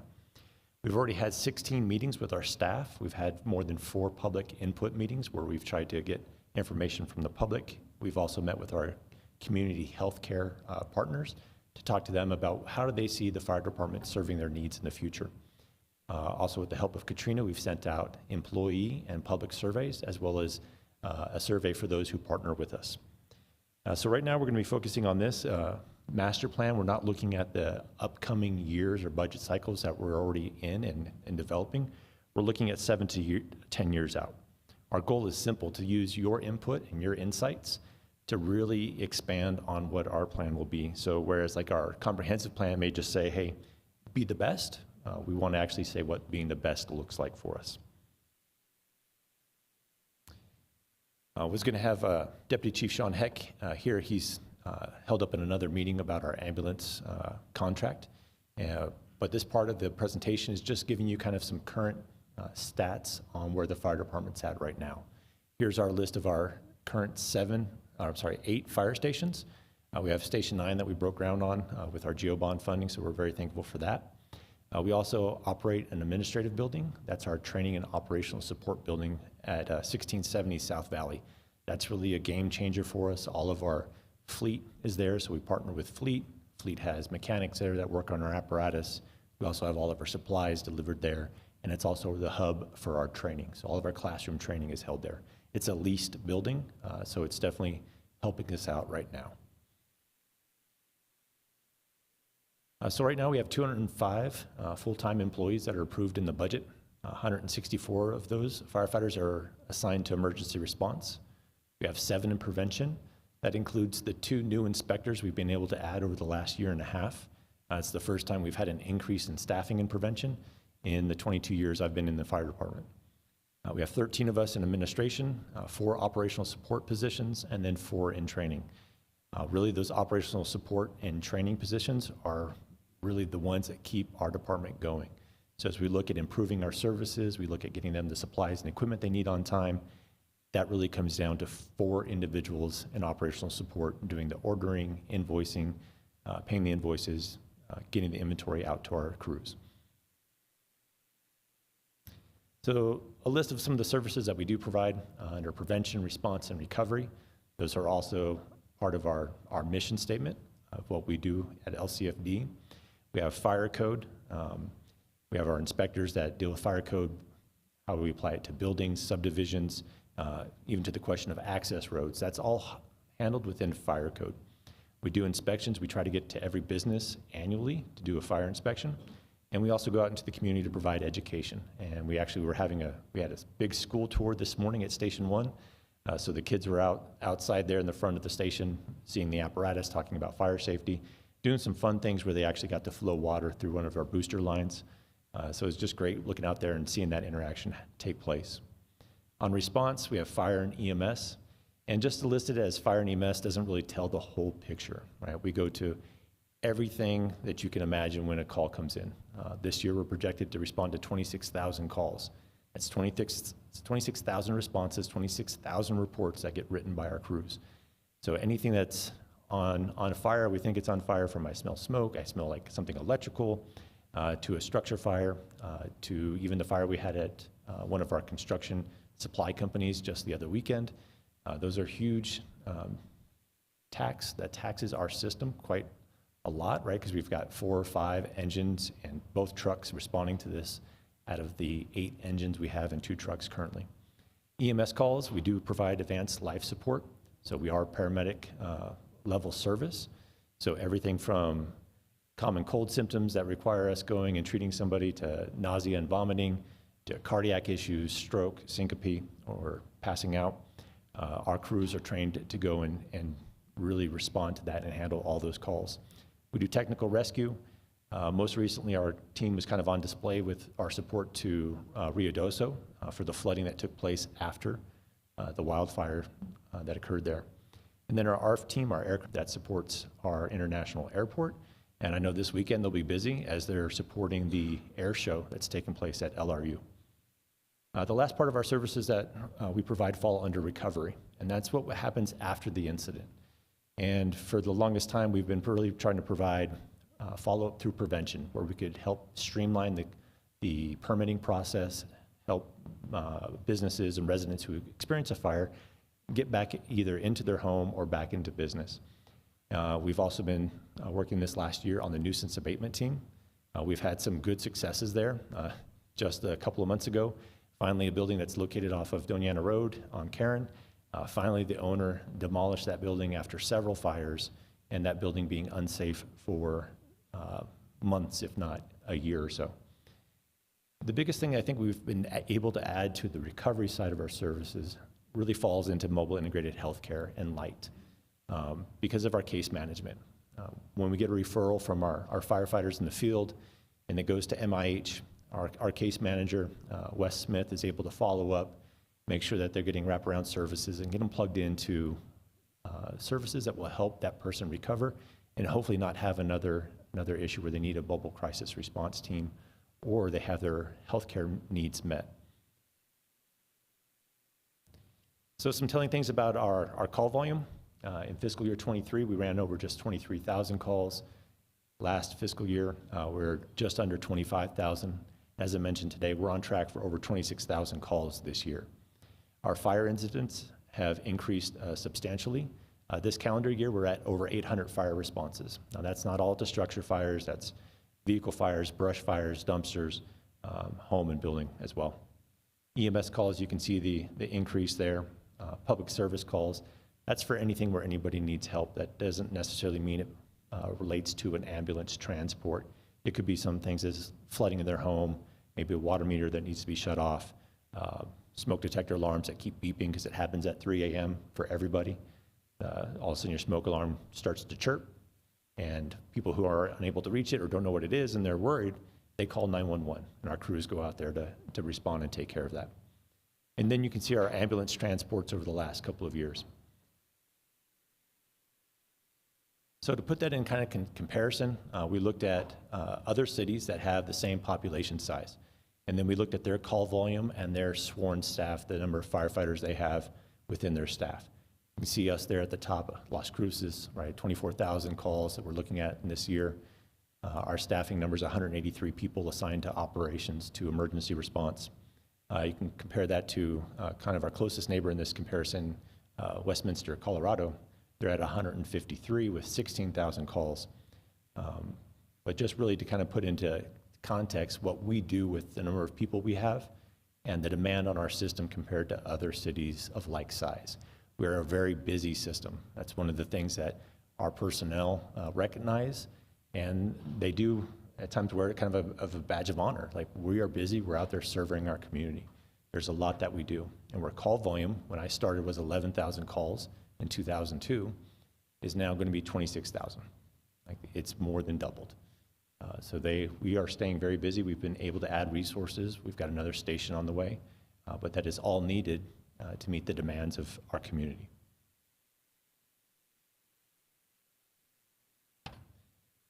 So we want to talk today and get your input and direction on our master plan. So we've given you kind of the background of where the department's at right now. We've looked at the comprehensive plan, and we've identified 12 different goals within the plan that align in some way with what Las Cruces Fire Department provides. And that could include anything like community prosperity, environmental health and livability, our public health and wellness, workforce development, housing diversity. And all of those, the fire department has a way of connecting to, whether it's through fire code or outreach programs like MIH. We can have an impact and have an influence on all those areas. But of all these that we identified, there's 5 that we want to talk about today that we want to bring to you for your input.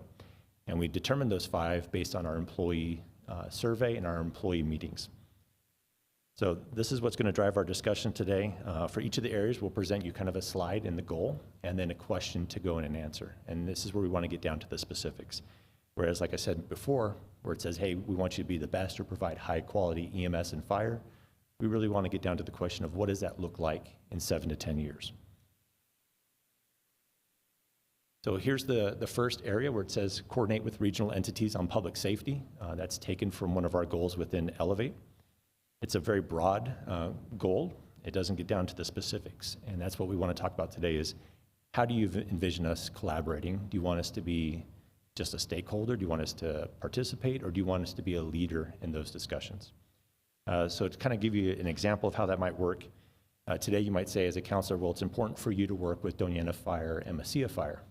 And from there, we would develop kind of the goal or the objective of the master plan to say, we will work with our neighboring fire departments to develop automatic aid agreements and develop joint training and joint standard operating guidelines or SOGs. So that's what we want to get down to today. And that's an example of something we've actually been doing.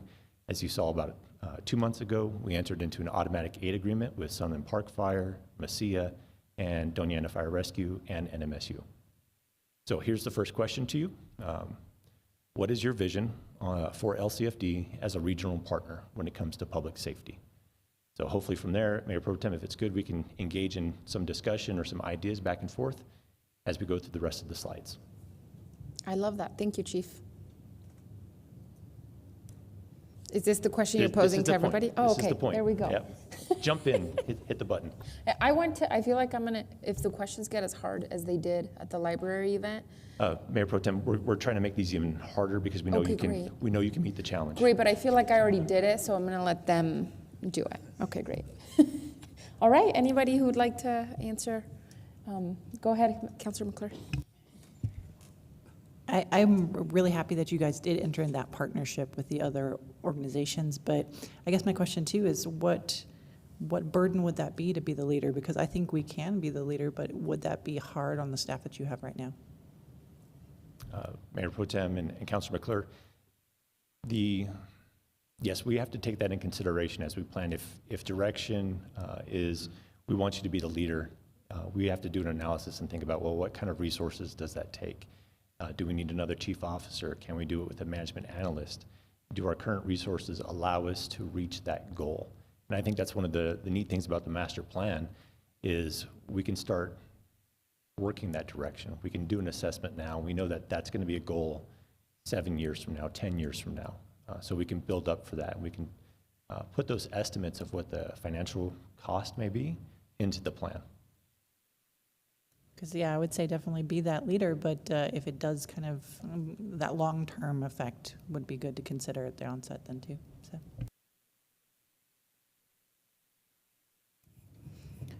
I'm not saying this is mandatory, but I would like everybody to participate. I think Chief Smith would like everybody to participate. Well, maybe we'll just go down the line. Councilor Matisse, you're next. Okay, Chief, I had this similar concern. You know, what happens with the city of Las Cruces is we're sort of like the bank.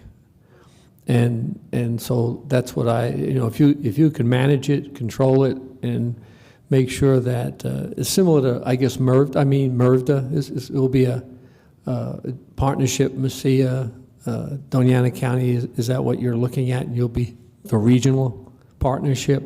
And would that go as far as, how far south are you looking at to create a regional force?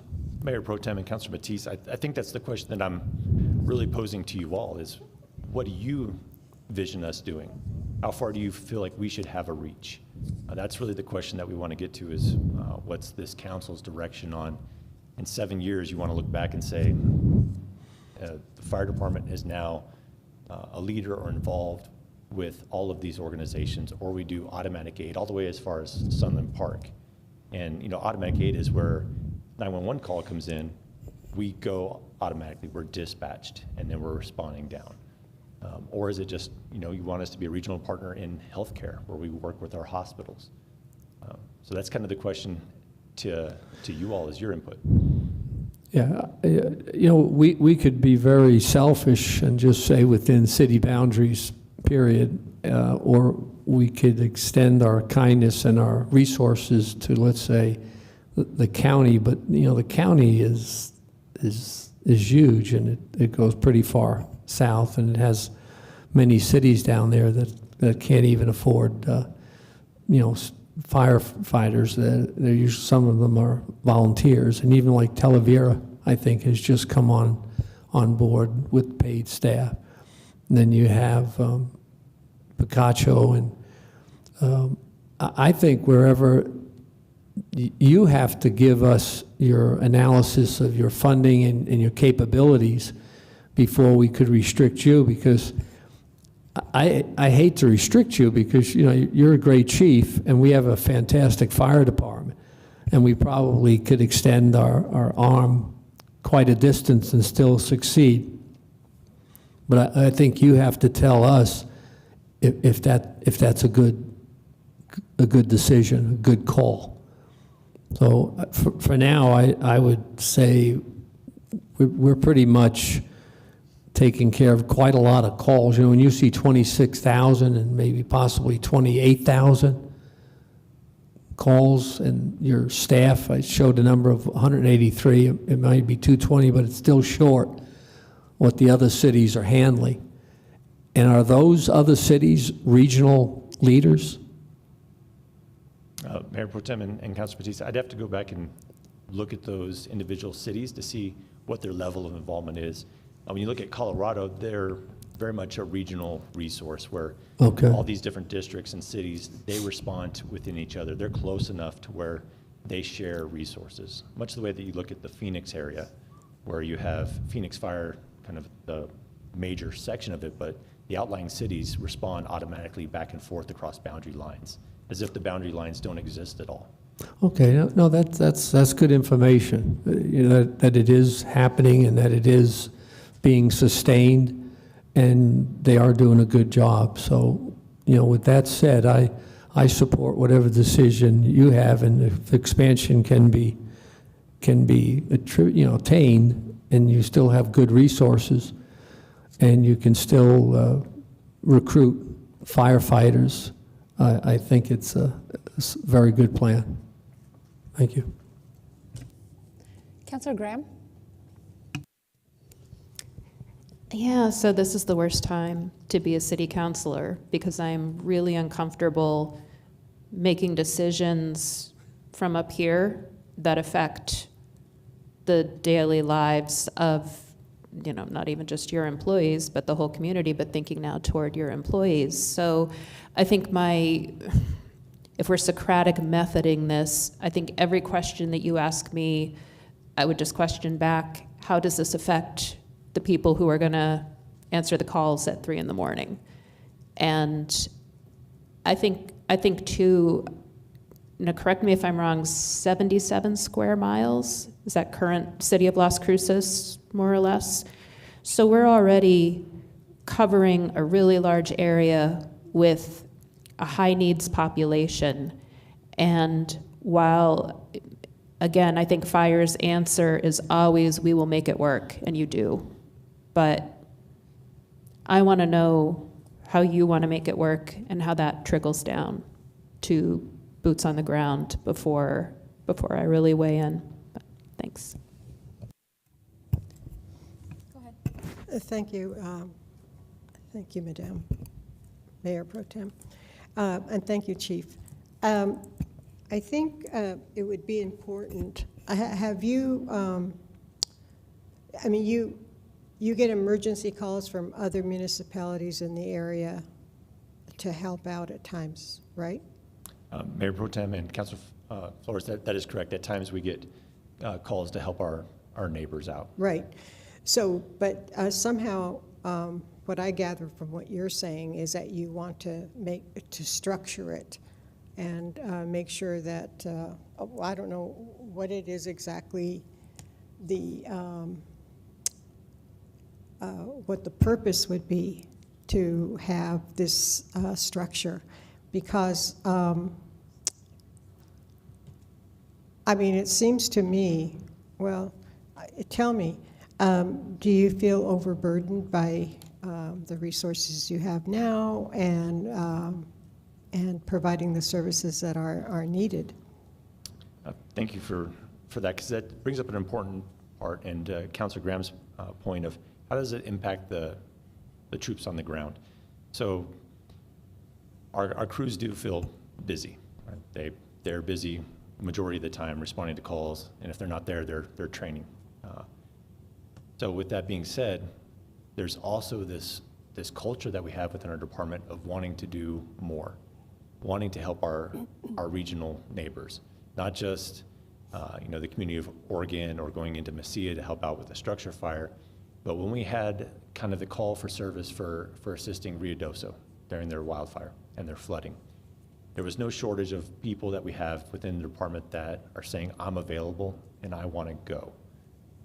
So it's kind of that dichotomy. We have one that, yes, we are a busy system. Our firefighters are busy, but they still want to help. And then when we look at things like the comprehensive plan, one of the goals is to become a regional partner. But there's no specifics on what that means. Does it mean that we go to every time that there's a wildfire in New Mexico, we have a team ready to go? Do we want that level of involvement? Or do we want to just help basically the 3,700 square miles of Doña Ana County? Or do we take a very narrow focus and be like, well, we'll collaborate, we'll have meetings with our regional partners, but we stay within our 77 square miles. That's the input in the direction that I'm looking for, is how do we develop a master plan? How do we start setting these longer term objectives if we don't have kind of this big goal better defined for us? Because I would, at the time, make the call of, can we handle to do this? With the hurricanes, Milton and Helene coming through Florida, and the Panhandle and the Gulf. Talking to City Manager Nikani, if we get called for our swift water team, are you comfortable sending us? Yes, yeah, we can do that, right? FEMA reimbursement, we've got people who are trained, who are willing to go. That's extending us halfway across the country. So kind of my question for this is, what do you want us to have as a regional goal? Well, I'm not, I understand you want some direction, but it seems to me, based on what you just said, that when there is a call, when there is a need, you do respond.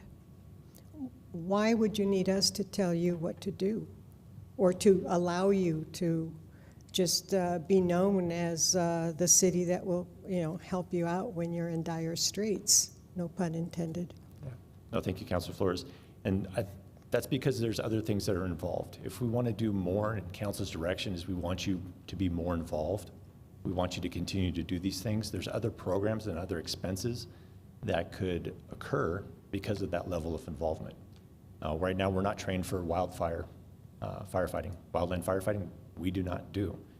If that is a goal of council for us to be involved in that, that takes planning and that takes funding, and then there's an impact in those areas to the community, to our city government.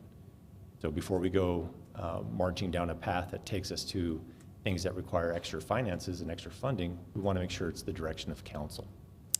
Okay, so then it's a budgetary item as well.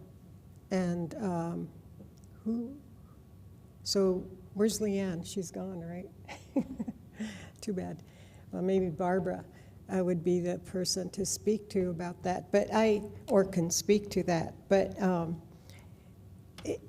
I don't know. Are you saying, Chief, that you want a budget that would allow you to train firefighters in the, like the Ruidoso fire, to handle that? Or, and then, well, I think I would like to see specifics as to what you want to do and what you would do, say, with the other fire departments, the regional fire departments, what it would cost for the training, what it would cost. You probably would need more firefighters on your staff. And there's just so many unknowns. I think it's a wonderful idea, and I think that we should be there for, for any travesty, any emergency. And I want to thank you and the firefighters who do that. But it sounds like a good idea in the abstract, but in terms of implementing it, we would need more, I would need more information. It sounds to me as if you want us to tell you what to do. And I have no idea. Well, yeah, go ahead, help Santa Teresa. Go up to Chaparral, go to Ruidoso. What do I know, I mean, I think it's a wonderful idea, and I hope that we come up with something tangible, and then we can go from there. Thank you, Chief. Thank you, Madam Chair. Chief Smith, if I just can maybe pause a little bit and pull back, I'm wondering if maybe you can just, for the sake of the discussion today, maybe clarify for us what it is that you're looking for, because just from what I'm hearing from some of my colleagues, from what I understand you saying is that right now you're looking for feedback, for council members to be thought partners with you and the entire rest of the fire department as you think of this big picture master plan. You're not necessarily asking us to make fast and hard decisions today about budgeting, about staffing. You're asking us to engage in a thoughtful conversation with you about big picture planning for the future of the fire department, correct? It's not like whatever we say today is, that's it, that's the decision, we're moving forward, but you're just looking for, we have our feet on the ground in our districts. What are we hearing? What are the things that we are seeing as folks who live in this community and represent our districts? Is that sort of what I'm hearing you and how you want us to engage today?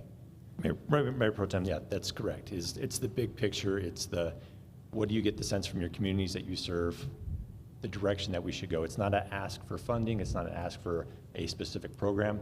It's so that you can have your input as a part of this master plan. And partner with us, and most importantly with our firefighters, who are really the biggest contributors of their vision 7 to 10 years from now. So it's nothing immediate. It's not a decision of a go, no go. It's big picture, aspirations. I love that. So as you move forward in this presentation, I just want to encourage my colleagues to think of it that way. Think about an aspirational vision of the fire department. We're not here today to make specific decisions about the fire department, but I think the chief is asking us to engage, to be thought partners in what this really big thinking, aspirational thinking can look like for the department. And I think that is what would be most helpful to you. In terms of this question specifically, for me, Chief, I think, as I heard you say through your presentation, that you wear it as a badge of honor, that you have these calls and that this team is responding to crises in our community with what you have. I think for me, the goal would always be to, for sure, increase your staff and to increase salaries so that you can be a competitor in the region, for sure.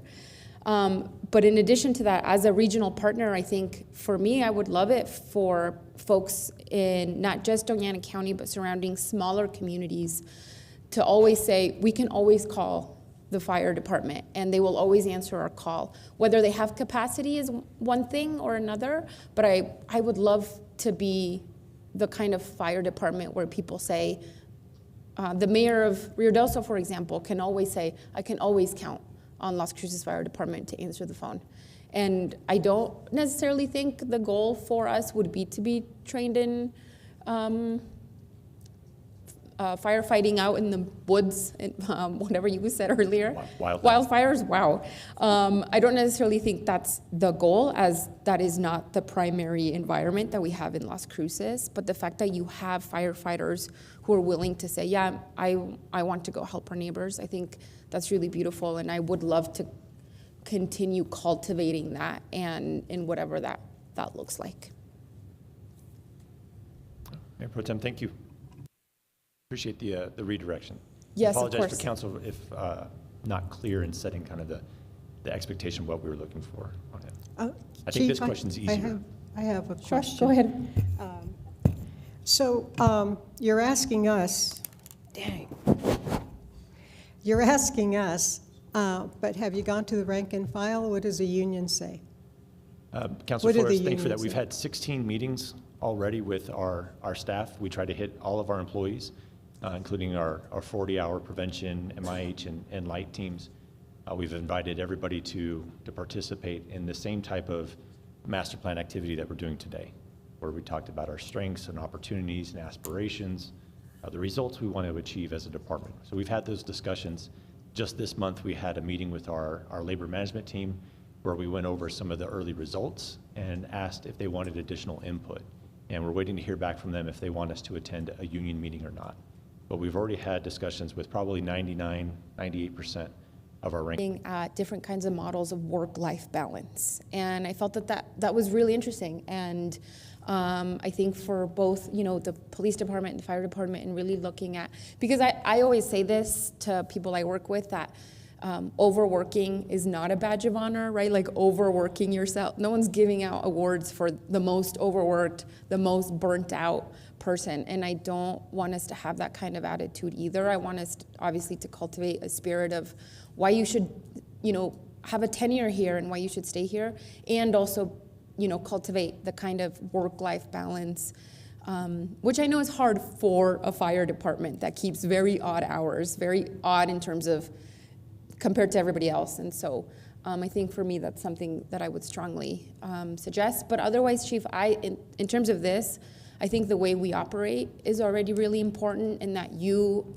and leadership team have always come to us and said, we need a new station, right? Like, I think we've worked really well in terms of you expressing the kinds of needs that you have, and then the council responding to that in the best way that we can. I think we have a really good process for that already.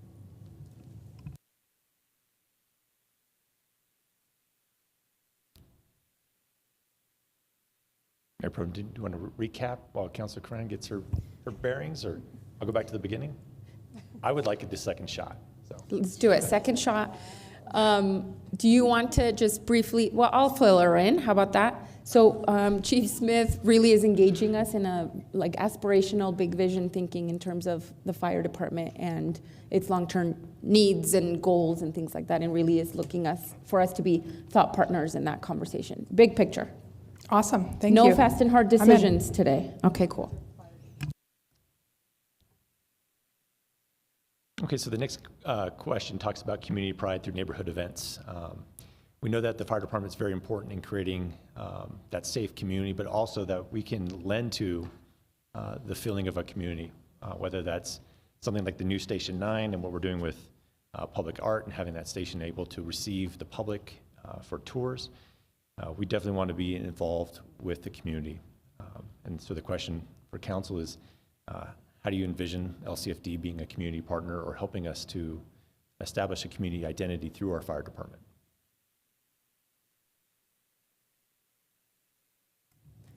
Just some softball questions. Just kidding. Anybody have any thoughts on this one? I won't call on all of you. Yeah, go ahead, Councilor Cord. So you mentioned our up-and-coming fire station, so I know in my district that means a lot to folks, but y'all show up, and I think to me, at Pride, I can't tell you, there were dogs, there were, the usual suspects that you would see at Pride, but people really felt like it was a real event when the fire truck came through, and I have to tell you, I know that might be a controversial positionality, but it's a representative of the way that you show up in every event that I go to, every community event that I have, you all are there as partners. And so I think how we support those efforts is really, I feel like you all are integral to our community identity. And I think folks most associate with the LCFD as folks in our community who are doing good all the time. So you've really earned that reputation, and I think I would put this back to say, how can we support that in your efforts? That is, show that we appreciate the ways that you all show up, and I think that's sort of where we are. From my perspective, y'all are showing up extraordinarily well, and the community, I think, sentiment reflects that. And so I think it's on us to think about the ways that we can support that in your planning, if that's a non-answer. So That was perfect. Thank you. Thank you, Councilor. Any other folks on this one? I think, Chief, sometimes the community sort of looks at city staff as a whole as like out there, like we live somewhere else, but we live here too, right? Like we're in these neighborhoods and these communities too. And I think remembering as we, try to create this community pride that firefighters are your neighbors. They literally live right next to you. Some of their kids go to your schools with your kids, and just remembering that they're, very much part of our community. Okay, next question. Thank you, Councilor Carano, Mayor Pro Tem. So this one deals directly with ensuring high-quality fire and EMS services, right? Emergency medical services. So how do we want the public to experience our level of service in the time of emergency? So what will visiting our stations feel like? What will our response be like for the community? Again, this is like that visionary thing, this more of a feeling that you want the public to have when we show up in the time of need. And then also, what should the public expect when it's not a life threat or property threat public service call? What's appropriate for them to experience in those calls? Because I will tell you, like, some of the public input we received so far is there's a difference in the public's expectations when somebody's having a heart attack versus when somebody is having a minor emergency that's not a life threat. The response times that they want to experience are different. But this question is to council is, what feelings do you want the public to have when they interact with us? So we can better describe what high quality fire and emergency medical services, what that means to us. There's no wrong answer.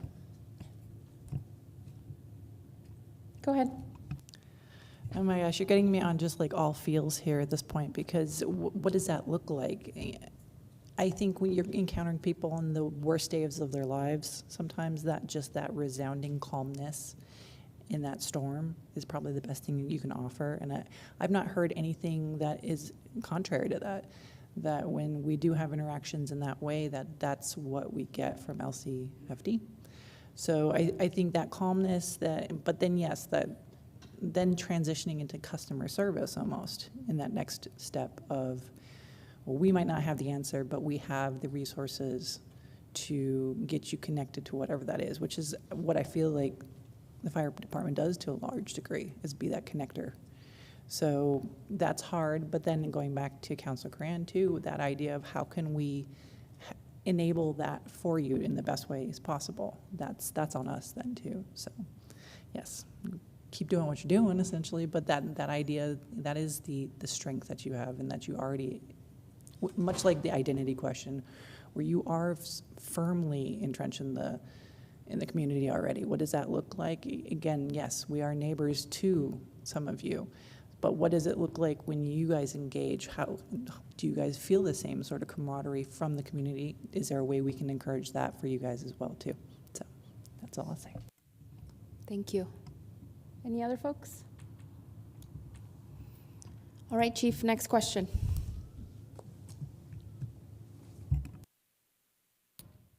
So within the comprehensive plan, it talks about support for the Fire Mobile Integrated Health Program and the Crisis Intervention Team. So really is in 10 years, 7 years from now, what do you want our teams to look like?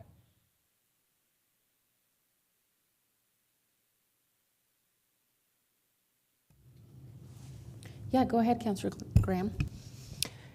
So I think that we see this with fire, we see this with police, and dealing with what I'll just globally call social crises is an increasingly large part of your work. And I think that acknowledging that from the highest level down is important. So when I'm thinking about a 10-year vision on MIH and Light, envisioning that as a separate, maybe not a separate, but a unique recruiting process that we are looking toward again, thinking about regional partnerships, we have an amazing School of Social Work. Mayor Pro Tem is an alumna of that. You know, how are we making connections to bring what we need in crisis intervention and use it to shore up emergency response? And I mean, I think we've done an incredible job of shifting roles in the last few years. But how do we build the workforce we need to deal with the reality of what we're doing? Thanks. Thank you. Other thoughts on this question? Yeah, please, Councilor McClure. I very much agree that it should be a larger component of what you do, because that will be the need. Kind of like Councilor Graham said too, that it's going to have to be sort of almost not independent, but a huge focus, because we see that it works. Problematically, that is, with success, you're going to need that growth, and I think in 10 years, what that's going to look like, how that's going to even perhaps integrate with PD, that might be something to consider then too. So, Thank you. I think for me, I thought, oh, we must grow light and MIH. And then I thought, wait a minute, I don't think that's necessarily the goal. We want less crises, right? We want to have less people in crises in our community. And so I'm wondering, you know, as we vision this, how we have a better balance between proactive approaches versus the more reactive approaches. I'm not necessarily saying reactive is bad, because what the fire department has done really well is identify a problem and then build something around it, like MIH, right? Your team brilliantly identified that there was high utilizers of the 911 system that didn't actually need this level of care, but a different kind of level of care. And you've responded and created something really amazing around that, which is MIH. We identified that we wanted to create a kind of different type of response out of the 911 system that didn't just burden the police department when it came to people in crisis, and we created light. And so those kinds of responses are brilliant, and I think we also have to have a better plan for how to be proactive in order to ensure that there are less people experiencing this kind of crisis. And I don't think that's the only responsibility of the fire department. I think that's very much a community stakeholder effort. Mayor Pro Tem, thank you. Councilors, thank you for the feedback on that. So that's it. What brings us to just the closing thoughts and ideas. So this is the last kind of catch-all. If there's anything specific in the master plan that you want to see us address, definitely we want to bring to you goals and objectives that are unique and that fit our community and our department. But if there's any issue you want us to address or any point that you want us to investigate, would love to hear what those thoughts may be before I close things up. Yes, go ahead, Councilor Graham. Is there a working document that we can look at, or, you know, obviously not right now. I'm not asking you to bring up a 300-page Google Doc, but is there? Councilor Graham, there is a working document. It's 17, 18 pages. Okay, so not great. the 300, but there is a working document. We also have another work session scheduled in November to bring you a draft with the feedback, with some goals and objectives, and to really make sure that we're hitting everything that council wants to see. Whatever's existing, can that be shared through Christine and to us? Christine's saying yes, so. Thank you so much. Yep. Thank you, Chief. It's so much work to do these kinds of master plans and genuinely and authentically engage with the community, and you've done it. So thank you. Thank you, Mayor Pro Tem. Appreciate it. Thank you for the feedback. What I'm taking from council is definitely develop more of the goals and objectives, the finances around those, what they could do for forward projecting. We definitely want to make sure that it matches the exercise we've already done for Elevate Las Cruces, because we did some of that forecasting of different models of expansion, but then also balance things with our boots on the ground, what our employees are saying and what their goals and objectives may be. Thank you. Thank you. And that will do it for today's work session. Can I get a motion to adjourn? So moved by Flores. Seconded, Corin. Thank you. This is on the motion to adjourn the work session. Counselor McClure? Yes. Counselor Matisse? Yes. Counselor Graham? Yes. Counselor Cran? Yes. Counselor Flores? Yes. Mayor Pro Tem? Yes. And the mayor is absent.